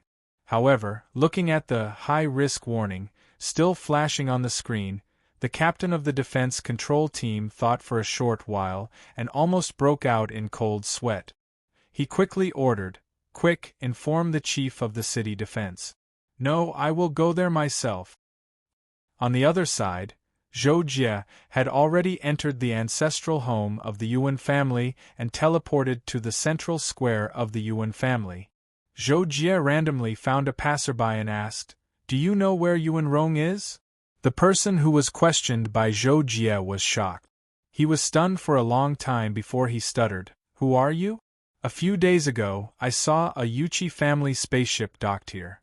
It should be Yuchi Hongzhe and Yuan Rong coming back to visit their relatives." Zhou Jie was overjoyed when he heard that. He had come here to confirm if Yuan Rong was with the Yuchi family. Who would have thought that she would come back to visit her family? This would save him a lot of time. "Thank you." Zhou Jie left these 2 words and suddenly disappeared in front of the passerby. Where is he? The passerby was shocked when he saw this. He looked around to see where Zhou Jie had gone. Just then, a friend who knew him came from behind. He patted him on the shoulder and asked, "Old Zhang, what are you doing? I saw you talking by yourself just now." "What? I was alone?" The passerby who was called Old Zhang was dumbfounded. He wanted to explain, but when he remembered that Zhou Jie had come and gone without a trace, he swallowed and stopped talking. Zhou Jie tried his best to hide his vibe and distort the light around him. Even a low-level Star Lord wouldn't be able to detect him when he passed by. Also, as long as he didn't unleash his energy, even the ancestors of the Yuan family wouldn't be able to sense him without knowing it. Zhou Jie went deep into the Yuan family's ancestral land with his intuition, while he released his mental senses to search for Yuan Rong. Although the materials of the Yuan family's ancestral land could greatly weaken mental senses, it still couldn't stop Zhou Jie from searching for Yuan Rong. Zhou Jie would have sensed even the slightest trace of Yuan Rong's vibe, because it was the only one that Zhou Jie was familiar with. All of a sudden, Zhou Jie stopped at the edge of a relatively large courtyard and slightly trembled. Zhou Jie didn't think much of it. Suppressing his excitement, He flew into the courtyard and walked to the house at the center of the courtyard. Zhou Jie knocked on the door when he reached it. "Who is it?" "The door is unlocked." A voice that Zhou Jie was familiar with echoed inside the house. Zhou Jie's breathing became disordered again. He hurriedly adjusted his breathing and then pushed the door open and walked in. In front of the door was a square table with many ingredients on it. An electronic soup pot was boiling the soup base, and wisps of steam were rising from it. Yuan Rong, who was wearing a white dress, stood beside the table and looked at Zhou Jie in surprise. Then, her expression changed, and she took half a step back. "Who are you?" Zhou Jie saw Yuan Rong and had mixed feelings. However, he still calmed himself down and changed his face back to normal. At the same time, he said, "It's me. It's me." Yuan Rong heard these two words. At the same time, she saw Zhou Jie's changed face and couldn't help but fall into extreme shock. "Zhou Jie?" Yuan Rong reacted quickly and her voice was full of disbelief. However, at that moment, Yuan Rong confirmed that the person in front of her was Zhou Jie. Because when Zhou Jie said the two words, "It's me," his voice and intonation were so familiar. Except for Zhou Jie himself, there was no second person who could say such a tone and voice. "Yes, I'm not dead," Zhou Jie nodded and said with certainty. Hearing Zhou Jie's reply, Yuan Rong was stunned. For a moment, she didn't know what to say. A person who had been dead for 57 years suddenly appeared in front of her. It was hard for anyone to accept such a situation. "Rong, listen to me."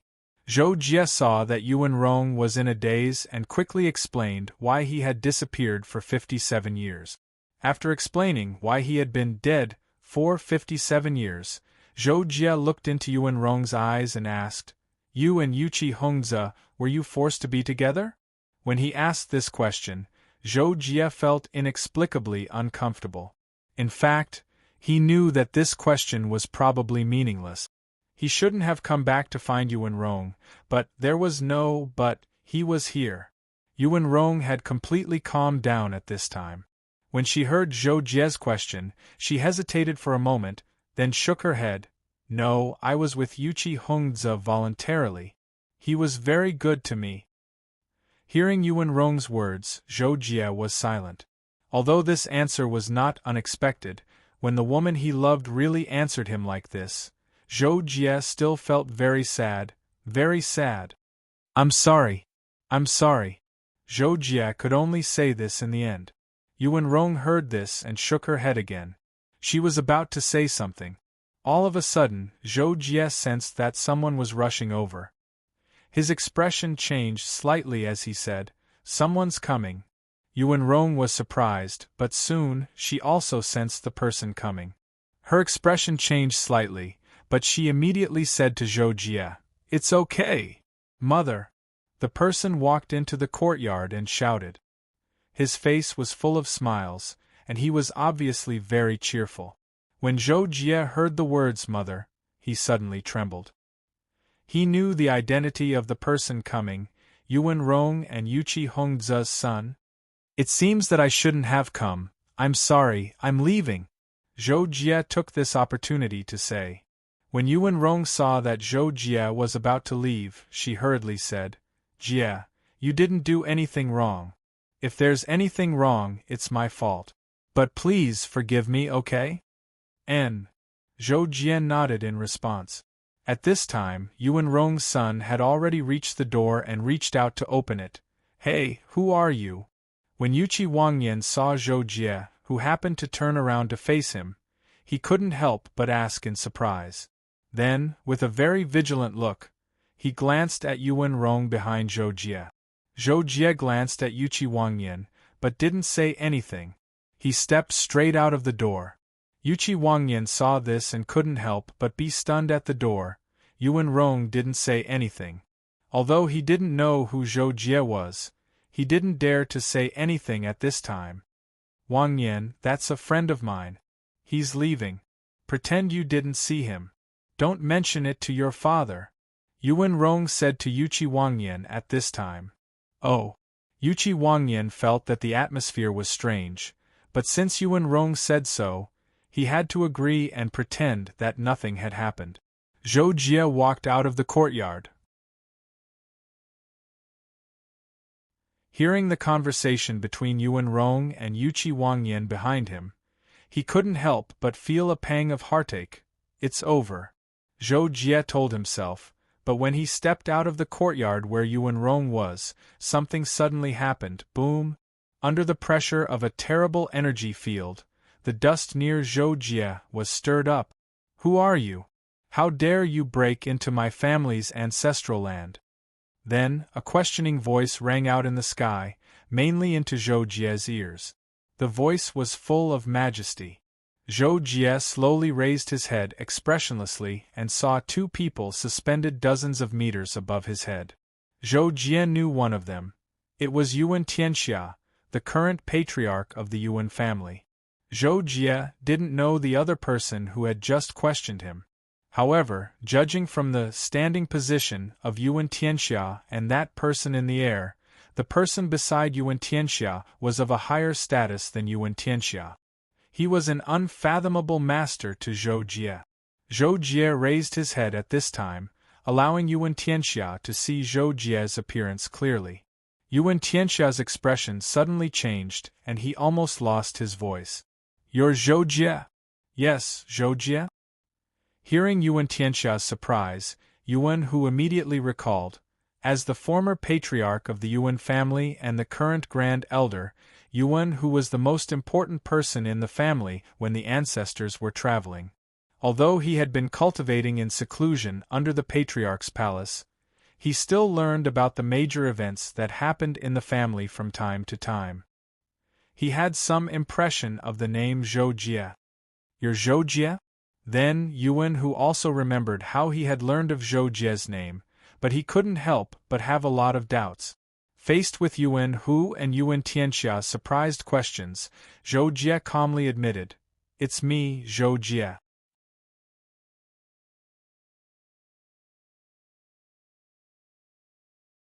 Chapter 189. It's really you. Yuan Tianxia was shocked.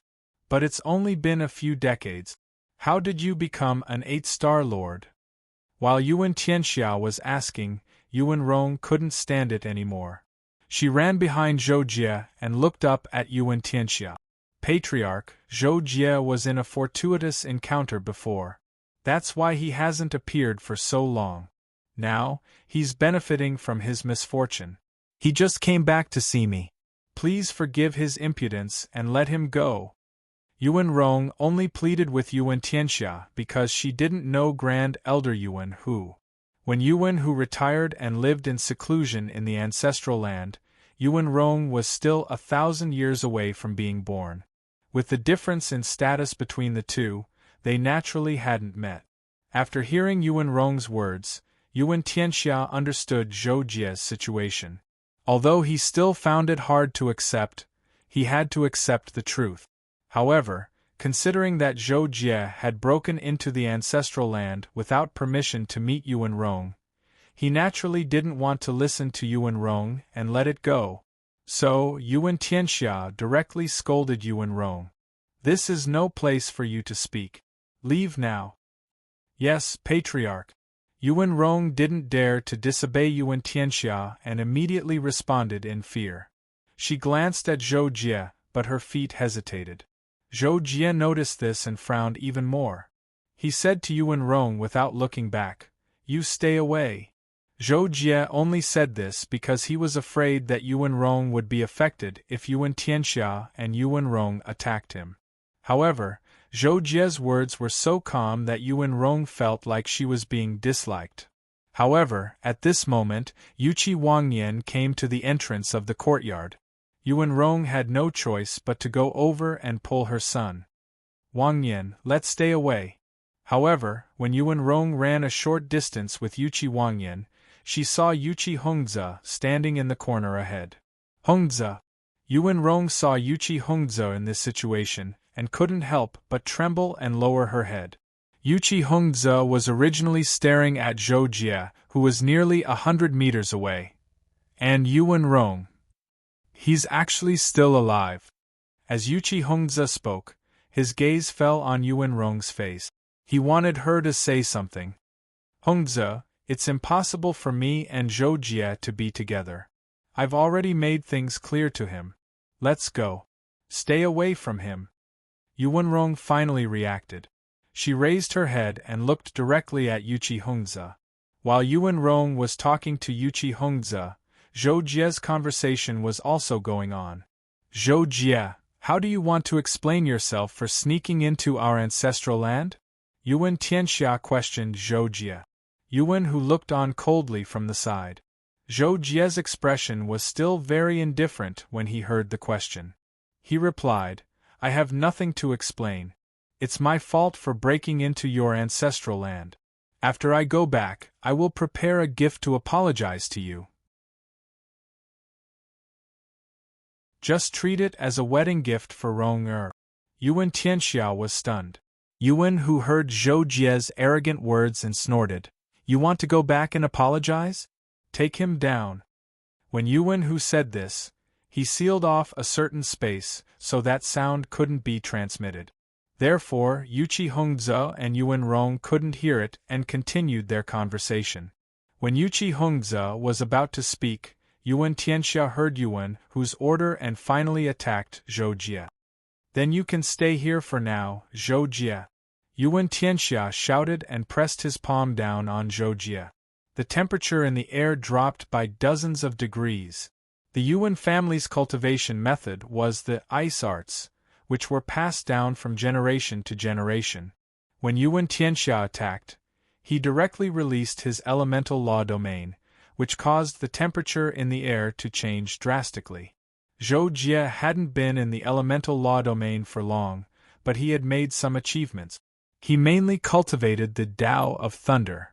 When faced with Yuan Tianxia's attack, Zhou Jie also erupted. A simple punch was released, and a terrifying lightning domain was released, causing the surrounding air to distort and sparks to flash. Boom! The attack that contained the power of thunder and lightning collided with the attack that contained the power of ice and wind. It was so fast that it was like a flash of light. Yuchi Hongze, who was about to speak, saw Yuan Tianxia's palm press down. Then, the light in the sky changed drastically. As it flashed, a terrifying collision sound rang out, accompanied by shocking shock waves that shook all directions. Watch out! Yuchi Hongze reacted quickly. The moment the collision occurred, he rushed forward and protected Yuan Rong and Yuan Tianxia with all his strength. However, Yuchi Hongze's cultivation was far from enough to deal with the collision between two 8-star lords. If it weren't for Yuan, whose timely intervention to stop the shockwaves from spreading, Yuchi Hongze and the others would have been injured. Yuan Tianxia couldn't help but be shocked when his attack was blocked by Zhou Jie. He was an 8-star lord like Zhou Jie, but he had been stuck at that level for hundreds of years. His accumulation was unimaginable, and he was as strong as a peak 9-star lord.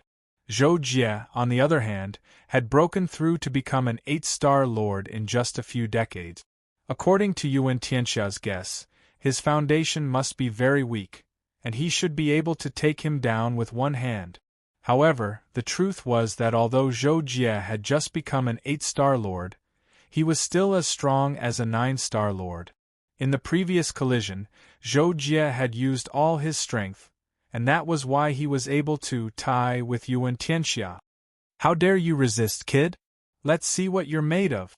Yuan Tianxia was surprised, but he was soon infuriated. If he couldn't take down Zhou Jie in front of the old chief, he might as well resign as the chief. And so, Yuan Tianxia attacked again and again. A terrifying cold wave surged toward Zhou Jie like a tornado, and all the energy in the world was under his control. Zhou Jie was not afraid of this. With the crow's heart and the sacred beetle's shell, even if he was weaker, he would be able to protect himself in Yuan Tianxia's hands. However, He wanted to test his current strength, so of course, he chose to go all out at this moment. With the long and short sabers in his hands, Zhou Jie used the universal shift to slash out. Lightning flashed, and the condensed energy shattered Yuan Tianxia's attack. Yuan Tianxia hit him with a dozen or so palms, but he couldn't move Zhou Jie at all. Yuan Tianxia was even more shocked and furious when he saw this. An icy blue double-headed saber appeared in his hand. The handle was in the middle, and the two ends were anti-symmetrical. He directly flew it toward Zhou Jie. Zhou Jie wasn't shocked at all. Instead, he was happy because close combat was what he was best at. Facing Yuan Tianxia's spinning saber slash, Zhou Jie's long saber stabbed and slashed, directly breaking the opponent's move. He took a step forward and slashed at Yuan Tianxia's chest, as fast as lightning. But no matter what, Yuan Tianxia had lived for so long, and his combat strength at his peak was not weak. Although he had regressed greatly after living a comfortable life for so long, he still chose to retreat by relying on his stronger strength. At the same time, he barely blocked Zhou Jie's flawless combo. How is this possible? Yuan Tianxia was almost injured by Zhou Jie. He couldn't help but be shocked, and his face changed. Zhou Jie's saber didn't stop, and he chased after him. Yuan Tianxia could only clench his teeth and clash with him. Both sides exchanged more than 10 moves at lightning speed. Ping! In the fierce sound of weapons colliding, Yuan Tianxia retreated more than 10 meters, and his eyeballs almost popped out. His weapon was actually knocked out of his hand by Zhou Jie. Clang! The double-headed saber fell to the ground and the solid ground cracked. It was obvious that the rune weapon itself was very heavy. How dare you! Suddenly, a loud shout came from above Zhou Jie's head. It turned out that Yuan Tianxia couldn't stand it anymore, so he shouted angrily and directly attacked Zhou Jie. It was the same palm, the same ice element, but this time, Zhou Jie felt extreme danger. This was an attack that he couldn't block. In an instant, Zhou Jie reacted quickly and directly chose to move sideways to avoid the strongest attack, and at the same time, burst out with all his strength and slashed forward with his saber. Pung! In the next second, Zhou Jie was sent flying by the ice stream, but after spinning a few times in the air, Zhou Jie landed firmly on the ground 100 meters away. The outer wall of Yuan Rong's courtyard had already cracked, revealing the extremely tough alloy material inside, but most of it was now cracked or broken. Seeing that Zhou Jie looked fine after being sent flying by his palm, Yuan Tianxia's eyes widened. With his strength, even Yuan Tianxia could only be sent flying and injured with one palm, but Zhou Jie, a junior who had just become an 8-star lord, actually looked fine. What was going on? However, just as Yuan Tianxia was about to completely take down Zhou Jie, Yuan Tianxia suddenly took out the clan leader token. HM? Yuan Tianxia couldn't help but look at Yuan Tianxia. Yuan Tianxia held the clan leader token and hurriedly explained, "Old clan leader, it's an emergency call from the Patrol Envoy Alliance. Accept it," Yuan Tianxia said directly. At the same time, he couldn't help but frown when he saw that Zhou Jie actually didn't choose to run and instead chose to stay where he was. He wasn't in a hurry to take down Zhou Jie. About 10 minutes ago, Planet Glory War, in Luo Feng's private training area, Luo Feng was currently deducing his own moves. Suddenly, he received an urgent mail on his identity token. Luo Feng sensed the fluctuations of his identity token, so he took it out to take a look, and his expression couldn't help but change after taking a look.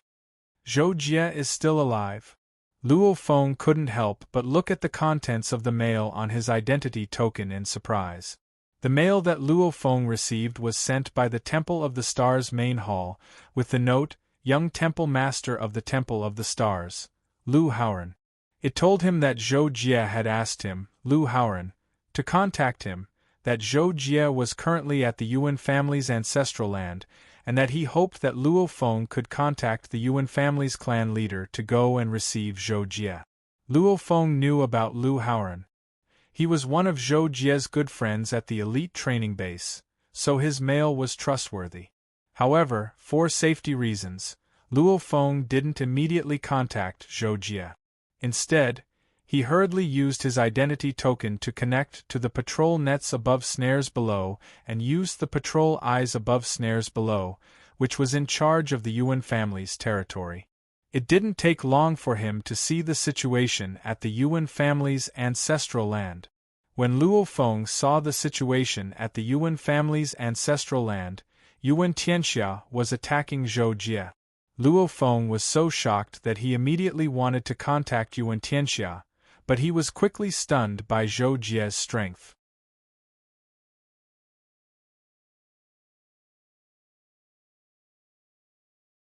Chapter 190. How did Junior Brother become so powerful? Luo Feng couldn't help but wonder after recovering from his shock. At the same time, Zhou Jie and Yuan Tianxia fought very quickly. In the blink of an eye, Yuan Tianxia took out his weapon and charged at Zhou Jie.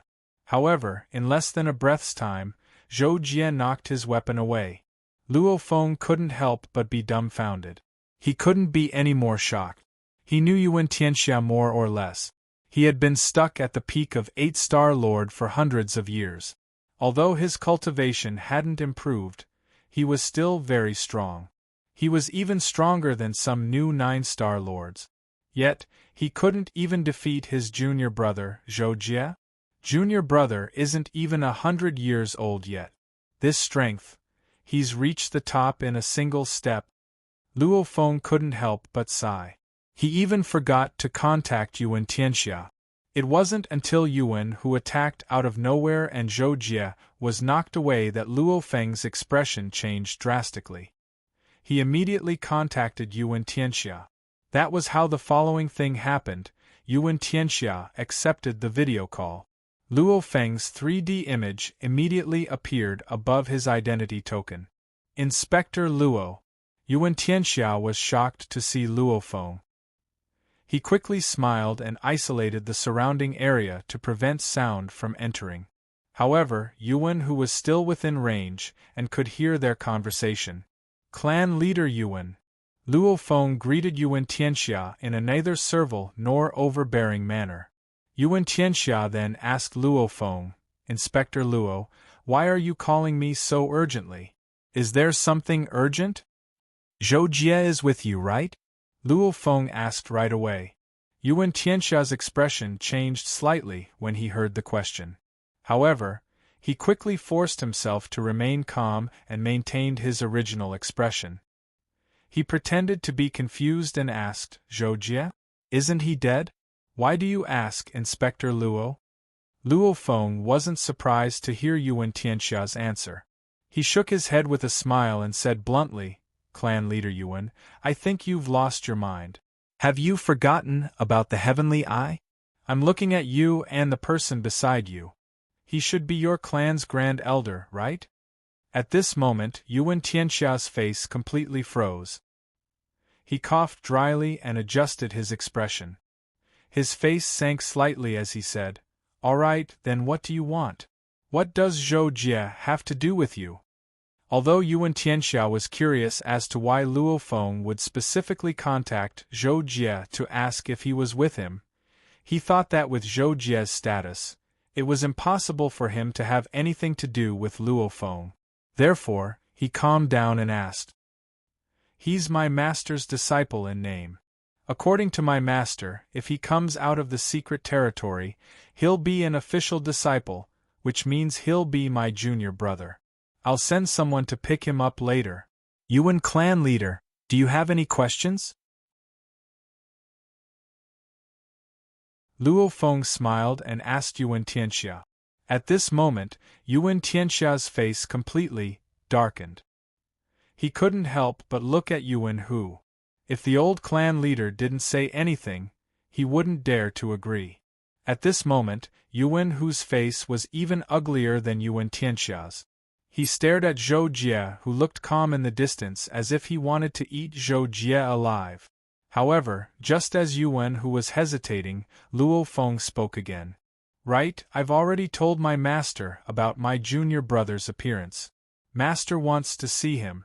Yes, I'll immediately send someone to pick him up. Before that, I'll have to trouble you to take care of him, clan leader. Yuan Hu's eyes twitched when he heard Luo Feng's words. Then, he held back his anger and shook his head, raising his hand to signal Yuan Tianxia. Seeing this, Yuan Tianxia immediately squeezed out a smile and nodded. All right, since Inspector Luo has said so, we can only agree. Quickly send someone to pick him up? Of course, I'll have to trouble you, clan leader. Luo Feng smiled and nodded. After that, he ended the video call. A few minutes later Zhou Jie and Yuan Rong stood facing each other. Not far from Yuan Rong was Yuqi Hongzi. Under Yuqi Hongzi's request, Wang Yan was taken away by Yuan Tianxia and Yuan Hu. Zhou Jie took out a strange wooden necklace. On the necklace was a green crystal shaped like a human face. This necklace is called Wood God's Protection.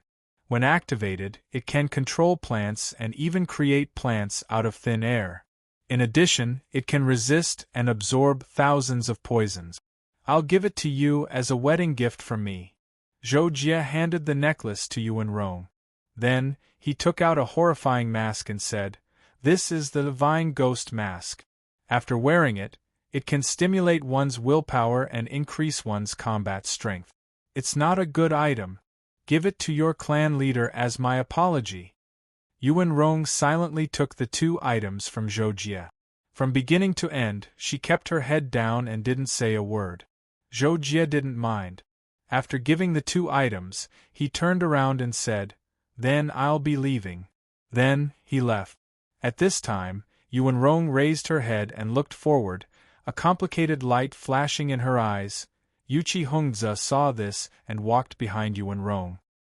He took her into his arms and smiled bitterly.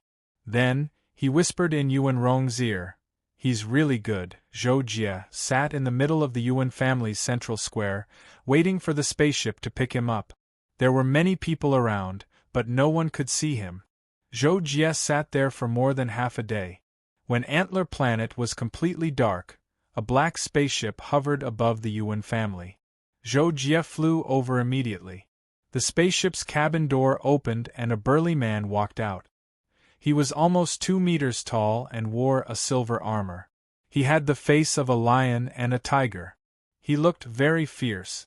Zhou Jie flew up. The burly man looked at Zhou Jie. When Zhou Jie flew in front of him, the burly man quickly sized up Zhou Jie. Suddenly, he laughed and said to Zhou Jie warmly, "You must be Zhou Jie? Big brother Luo Feng told me to bring you to his place to meet him. Come with me." Zhou Jie observed the burly man's expression and confirmed that he was telling the truth. He nodded. "Then I'll have to trouble you. How should I address you?" "Let's get on the spaceship first." The burly man waved his hand and turned to enter the spaceship. He then said, "My name is Flex. I just became a patroller not long ago. I'm in Brother Luo Feng's faction." Zhou Jie followed Flex onto the spaceship. He was slightly surprised and asked, "Patrollers are divided into factions?" Flex smiled and explained, "There aren't any on the surface. However, as patrollers, they are divided into gold and silver classes. There are a total of 5 gold patrollers and the rest are silver patrollers. I'm one of them. I mainly work under Brother Luo Feng. It's not wrong to say that I'm in his faction. After all, Brother Luo Feng and the other gold patrollers don't have a good relationship." I think I've said too much." Flex was very casual. He realized that there was no need to tell Zhou Jie this, so he just said it directly. "I'm just asking." Zhou Jie saw this and nodded slightly. In the next few days, Zhou Jie and Flex talked to each other. Zhou Jie could not help but have a deeper understanding of the high-level world of the Wanhai Star Zone. However, when it came to some of the real high-level secrets, Flex said that they were secrets and did not reveal anything to Zhou Jie. On this day, the spaceship that Zhou Jie was in began to land. The destination was a large base on a huge planet that seemed to be heavily guarded. Brother Luo Feng said that he'll wait for you here, Flex said to Zhou Jie as they began to land. Not long after, the spaceship landed. Flex led Zhou Jie off the spaceship. Unexpectedly, Luo Feng had been waiting at the docking area for a long time. The moment Zhou Jie got off the spaceship, he saw Luo Feng not far away. Junior brother. Senior brother. Luo Feng and Flex smiled at each other and greeted each other as they walked towards each other. Flex also followed behind Zhou Jie. As he walked towards Luo Feng, he greeted Luo Feng, "Brother Luo Feng, I've brought him here. You can go do your thing. I'll give you a contribution point for this," Luo Feng said to Flex. "Haha, thank you, Brother Luo Feng. I'll take my leave then," Flex said with a smile. After Luo Feng nodded, he left. After Flex left, Luo Feng and Zhou Jie were less than half a meter away from each other. Luo Feng stretched out his hands and placed them on Zhou Jie's shoulders. He couldn't help but smile. Then, he said, "Junior brother, I really didn't expect you to still be alive. Moreover, your cultivation has improved so much. Come, tell me what happened to you in the Sky Ocean's secret realm for so long. Also, I've already told Master about your return. He wants me to take you to see him as soon as possible. Let's talk on the spaceship." Luo Feng enthusiastically put his arm around Zhou Jie's shoulders and gestured for Zhou Jie to follow him to his battleship not far away. In fact, when Luo Feng talked to Yuan Tianxia, he made up the story that Zhuo Qiuhong wanted to see Zhou Jie. After all, he didn't have time to tell Zhuo Qiuhong about Zhou Jie and wait for Zhuo Qiuhong's instructions. However, when he told Zhuo Qiuhong about Zhou Jie's return, Zhuo Qiuhong was also very surprised. After thinking for a while in the video, Zhuo Qiuhong wanted to summon Zhou Jie and asked Luo Feng to accompany Zhou Jie. The Star Sword Alliance's continent was only a few hundred light-years away from the Dragon Phoenix planet. It was also the headquarters of the Star Sword Alliance. Zhuo Qiuhong spent most of his time in the headquarters palace. Luo Feng's battleship landed on a huge white square in the middle of the Star Sword Alliance's continent. After the battleship landed, two beautiful female Star Lords flew over. Luo Feng and Zhou Jie got off the battleship. The two beautiful female guards immediately said respectfully, "Master Luo Feng, the leader has asked us to wait here." Then, one of the female guards said to Zhou Jie, "Xiao Lin will take Master Luo Feng to see the leader. Master Zhou Jie, please come with me to the main hall."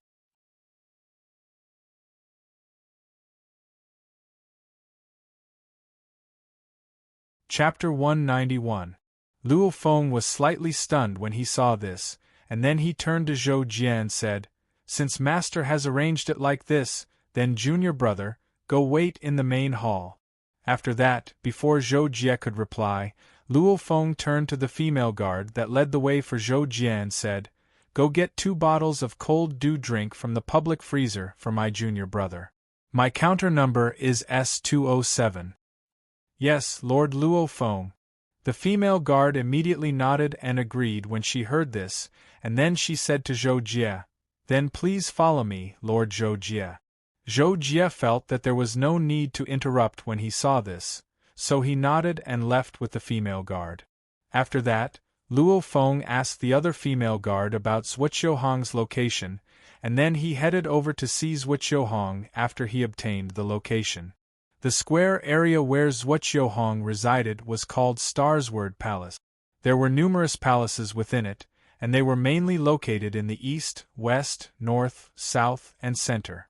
There was a palace at the front that welcomed guests, and it was called the main hall.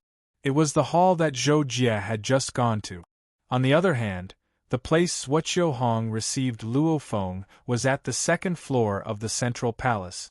Unlike the other palace areas that were patrolled by guards, the Swordhead Palace was Zhuo Qiuhong's residence, and it was utterly impossible to see him once one entered the area of the Swordhead Palace.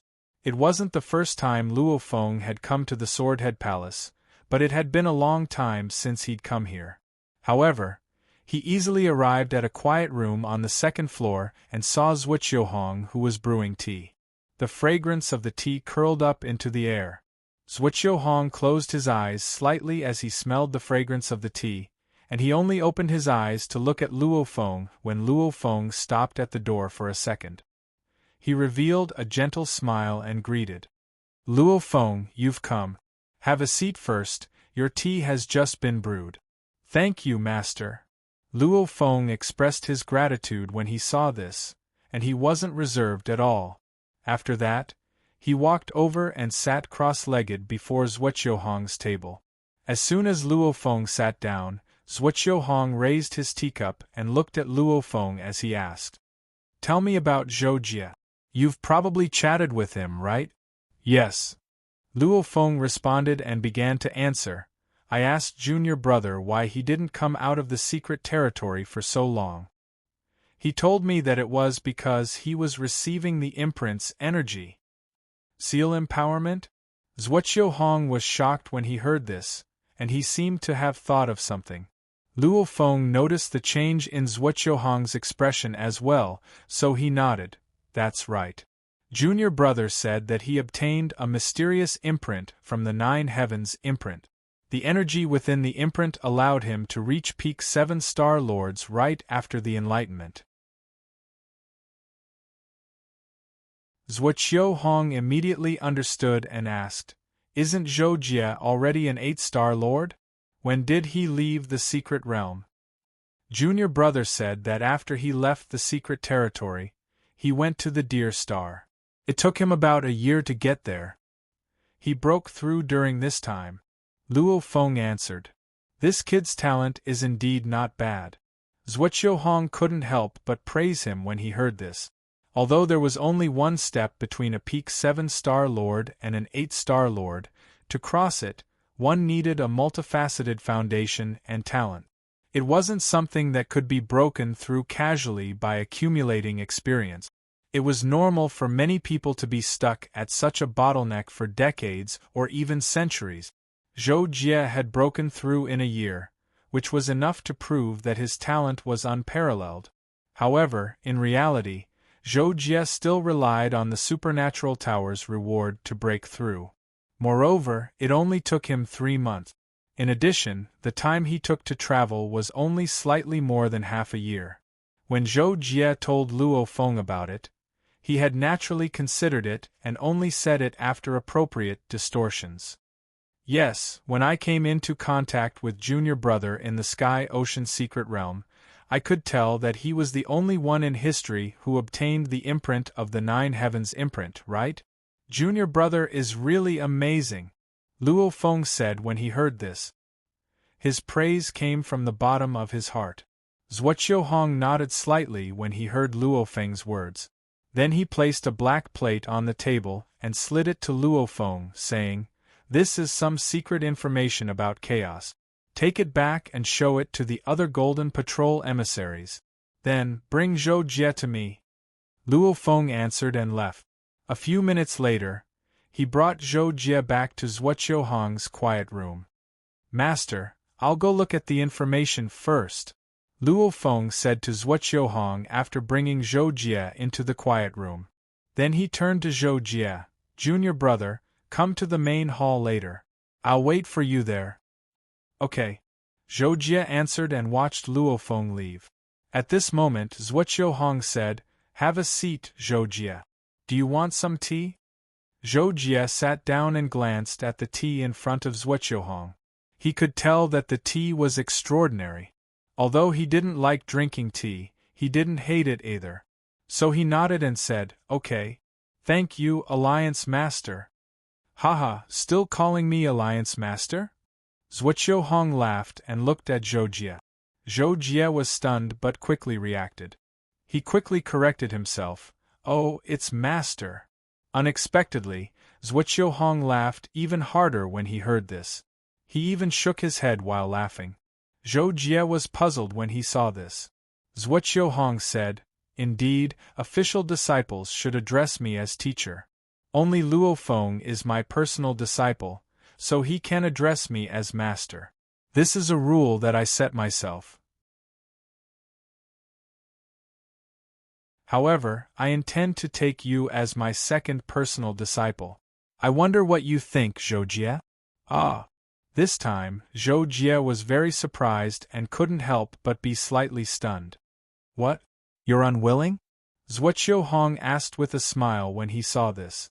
But in reality, even if Zhou Jie was really unwilling, so long as he wasn't stupid, he would definitely agree. After all, ordinary people wouldn't disrespect the leader of the 5 great powers in the unrestrained ocean star region unless they were tired of living. So after being stunned for a moment, Zhou Jie quickly nodded and agreed. This is Zhou Jie's honor, master. Good. Zhuoqiu Hong couldn't help but nod and smile when he obtained a happy outcome. After that, Zhuoqiu Hong said, Since I've accepted you as my personal disciple, I naturally have to bestow you with a treasure. But I presume you obtained many treasures in the Sky-Ocean secret realm. How about this? Take out the things you don't need and exchange them with me. I'll do my best to exchange them for the resources you want. How about it? This move of Zhuoqiu Hong's could be said to be superb. He'd just taken Zhou Jie as his personal disciple, and he'd taken advantage of the opportunity to mention his true objective. Moreover, he wasn't able to consider what sort of gift he should give Zhou Jie as his personal disciple, so he directly let it go, and it just happened to be killing 2 birds with 1 stone. However, Zhou Jie had obtained the inheritance of the Dark Shadow Emperor and the inheritance of the sacred grounds of the Zhou clan, so he really didn't mind what treasures Zhuoqiu Hong gave him. He only lacked cultivation resources, so Zhuoqiu Hong's words were exactly what Zhou Jie wanted. Thus, Zhou Jie readily agreed and asked, Master, do you have a list of things that can be exchanged? Yes. Zhuoqiu Hong replied, and then he lightly tapped twice on the translucent surface of the coffee table. The surface of the table immediately switched to display the desktop of the computer system. Then, Zhuoqiu Hong operated the screen for a while and quickly pulled out a list of items. He slid it in front of Zhou Jie. There are introductions of the items here. Take a look. What do you want? You can exchange it with the blood mud essence, the energy purple crystal, or other treasures you obtained. Even if the value isn't enough, I can consider making it up to you as your gift for becoming my disciple. N. Zhou Jie nodded in response and then began to look at the things on the list. Private Armed Planet, F-Grade Battleship, Heavenly Super Martial Satellite, King-Grade Mechanic King's Imperial Guard. Some of the items at the beginning of the list slightly surprised Zhou Jie. These items were definitely unimaginable treasures to ordinary people, but to Zhou Jie, they didn't have any practical use. He was just surprised that there were these items. After looking through the hundreds of items on the list, Zhou Jie only picked a few items. They were all resources that were helpful to his cultivation. Master, I want to exchange for these 5 items. The Star Thunder Sword Array, a box of 9-star energy recharging fluid, 100 A-grade battleship crystals, 2 nuclear bombs, and 5 Casus Mind pills. After Zhou Jie finished choosing the items, he directly told Zhuoqiu Hong what he wanted. Zhuoqiu Hong was shocked when he heard what Zhou Jie wanted, and his eyes bulged slightly. After that, Zhuoqiu Hong couldn't help but laugh as he asked, Zhou Jie, you really know how to choose. But do you know how valuable the things you chose are? When Zhou Jie heard Zhuoqiu Hong's question, his expression became slightly awkward, but he still said, I don't know, but I think I can afford it. Okay. When Zhuoqiu Hong saw how certain Zhou Jie was, he couldn't help but nod and say, looks like you've gained a lot. On average, these items are worth more than 5 purple energy crystals. Even if I try my best to make it up to you, you have to take out items worth at least 20 purple energy crystals. When Zhou Jie heard the exchange price given by Zhuoqiu Hong, he couldn't help but heave a sigh of relief. 20 purple energy crystals. He actually did have them. Even if he was lacking some now, it was only a few. He could easily make up for it. However, if he took out so many purple energy crystals at once, Zhou Jie was afraid that it would be difficult to explain. Therefore, he nodded slightly and took out a pile of blood paste essence. When Zhuoqiuhong saw Zhou Jie's pile of blood paste essence, he was slightly shocked. The amount of blood paste essence was almost more than what Luo Feng and Zhuoqiuhong had combined.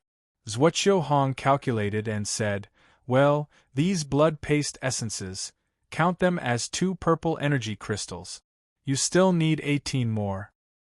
Hearing that, Zhou Jie thought for a moment and took out the Kadi's blade, the golden lotus sword, and the other 2 treasures that he had obtained from the sword in the clouds, and put them on the table. Zhuoqiuhong frowned slightly. After sensing for a while, he was confused about the golden lotus sword, so he asked Zhou Jie about it. Zhou Jie explained and demonstrated the golden lotus sword. After Zhuoqiuhong nodded slightly, he said, "These 4 weapons? This blade is not worth mentioning, but the other 3 are fine. Together, I'll count them as 6 purple energy crystals." When Zhou Jie heard Zhuoqiuhong's valuation, he couldn't help but feel delighted, as it was even more valuable than he had imagined. In fact, it was because the other 3 weapons apart from the Kadi's blade could all be used as Star Lords of the highest level, which was not bad. The reason why Zhou Jie sold the golden lotus sword was that the star sword array he wanted to exchange for was more suitable for his current weapon than the golden lotus sword.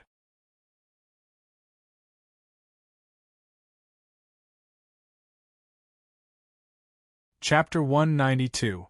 As for the 9-star energy charging fluid, it could significantly shorten the 1-star accumulation period for high-level Star Lords during daily training, allowing them to accumulate energy and strengthen their constitution and mental power from the beginning to the peak of the level earlier. It could also be used to replenish their energy during battles, which would greatly prolong their battle time. As for the Class A warship crystals, they were the best of the best. Zhou Jie had the purple energy crystal. Although he did not lack the energy crystals needed for the flight and defense systems of spaceships, the purple energy crystal might not fit well into the energy supply slot of a warship or a spaceship due to its shape, resulting in a huge waste of energy. The special crystal for warships, on the other hand, had an energy conversion efficiency of almost 100%. Zhou Jie felt that it was necessary to exchange the purple energy crystal for warship crystals. In addition, the nuclear bomb was a super missile that could destroy a planet and could be launched by a single person. Zhou Jie felt that it was very cool and wanted to exchange for it. What if he needed it one day?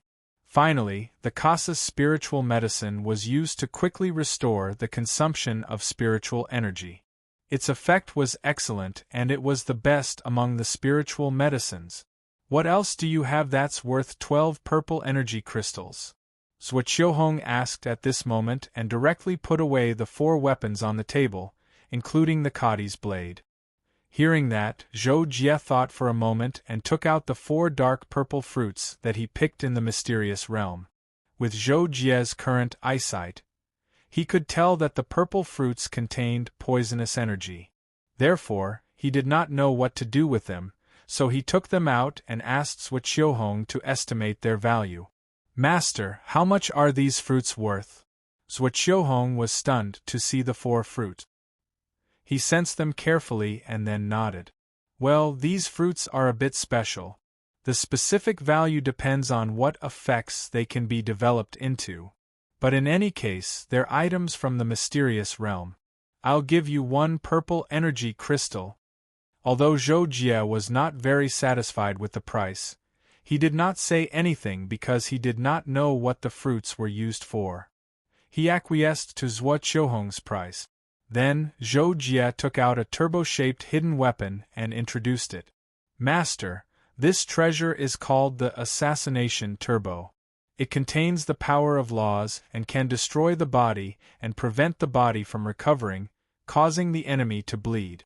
I was planning to keep it for myself, but with the Thunder Star Sword Array, I don't think I need it anymore. How much do you think it's worth? Oh, it contains the power of laws? Zhuo Qiuhong was a little surprised. He immediately took the assassination turbo from a distance and sensed it carefully. It's a very simple power of laws, but it's beyond my control. It's a true imperial monarch law. Zhuo Qiuhong didn't sense it for long before he spoke with surprise. With Zhuo Qiuhong's current cultivation, he was only a step away from the imperial monarch realm, and he was already able to sense the circulation of the laws of the universe. However, he was still unable to find a way to utilize it and establish his own Tao, so he could only look at it and sigh. However, it was precisely because of this that Zhuo Qiuhong attached even more importance to the assassination turbo. It was even to the extent that all the treasures Zhou Jie had taken out earlier couldn't compare to it in Zhuo Qiuhong's opinion. How many purple energy crystals is it worth? Zhou Jie couldn't help but feel delighted in his heart when he saw Zhuo Qiuhong was shocked by the assassination turbo, and he asked hastily, 10. Zhuo Qiuhong pondered deeply for a moment before he gave a price. After that, he continued, Zhou Jie, do you have any more treasures like this? If you do, then you can trade them for it if you're willing. I have even better treasures than this list, and I'm willing to trade them for it. Zhou Jie couldn't help but hesitate when he was asked this question. He naturally had a few treasures like the assassination turbo, but their quality was uneven. For example, the sacred beetle shell, crow's heart, and long and short saber that he had used previously were of slightly higher quality than the assassination turbo. As for the two treasures that Zhou Jie had given to Yuan Rong as an apology gift to the Yuan family, they were of the worst quality. Of course, this didn't mean that Zhou Jie was stingy and unwilling to give Yuan Rong something better. However, it wasn't appropriate for him to give a spear or saber as a wedding gift, right?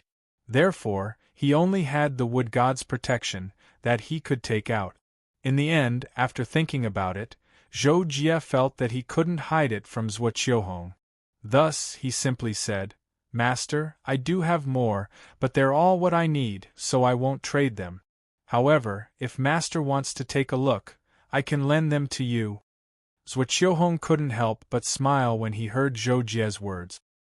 He nodded and said, All right, since that's the case, I won't make things difficult for you. Keep them for yourself. I don't need to look at them for the time being. I know how far away I am from the Imperial Lord realm. Now isn't the time to look at them. Zhuo Qiuhong followed up with another question. There's still one more purple crystal. What do you intend to use to trade? Upon hearing this, Zhou Jie couldn't help but relax and smile. After that, he directly took out a purple crystal and placed it on the table.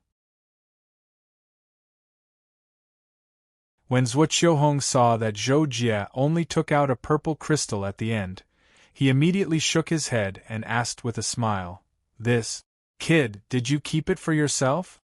Yes. I have a use for purple crystals, so I kept it. Zhou Jie didn't want to deceive Zhuo Qiuhong, so he answered in this way and didn't reveal how many purple crystals he had left. Zhuo Qiuhong was helpless when he saw this, so he could only smile and say, All right, if you have more purple crystals, then you can continue to trade. Or if there's anything you want that isn't listed here, I can help you look for it. Zhou Jie thought for a moment, and he didn't have any other needs for now, so he said, I don't need it for now. Thank you, Master. All right. Zhuo Qiuhong didn't ask any further when he heard this, and he just added, The things you want will take some time to prepare. I'll send someone to send them to you when the time comes. As for where to send them, as Zhuo Qiuhong spoke, he thought for a moment and made a decision. How about this, Zhou Jie, with your current strength, you'll become a patrol envoy sooner or later, and every patrol envoy has to do an internship before taking office. So, I think I'll assign you a position for you to do an internship first. Once you become a 9-star lord, You'll be a patrol envoy sent by our Star Sword Alliance. How about it? Zhou Jie was slightly stunned when he heard Zhuo Qiuhong say this, and then he thought of his future plans, and he couldn't help but ask, Master, I plan to cultivate in seclusion for a period of time and stabilize my current realm. Can I postpone the assignment? Zhuo Qiuhong smiled when he heard this, and he answered, there's no need. This position is quite easy. You just have to report for a while, and there shouldn't be anything for you to deal with. You can cultivate in peace for a period of time and deal with some small matters from time to time. Besides, I'll arrange an assistant for you, so don't worry.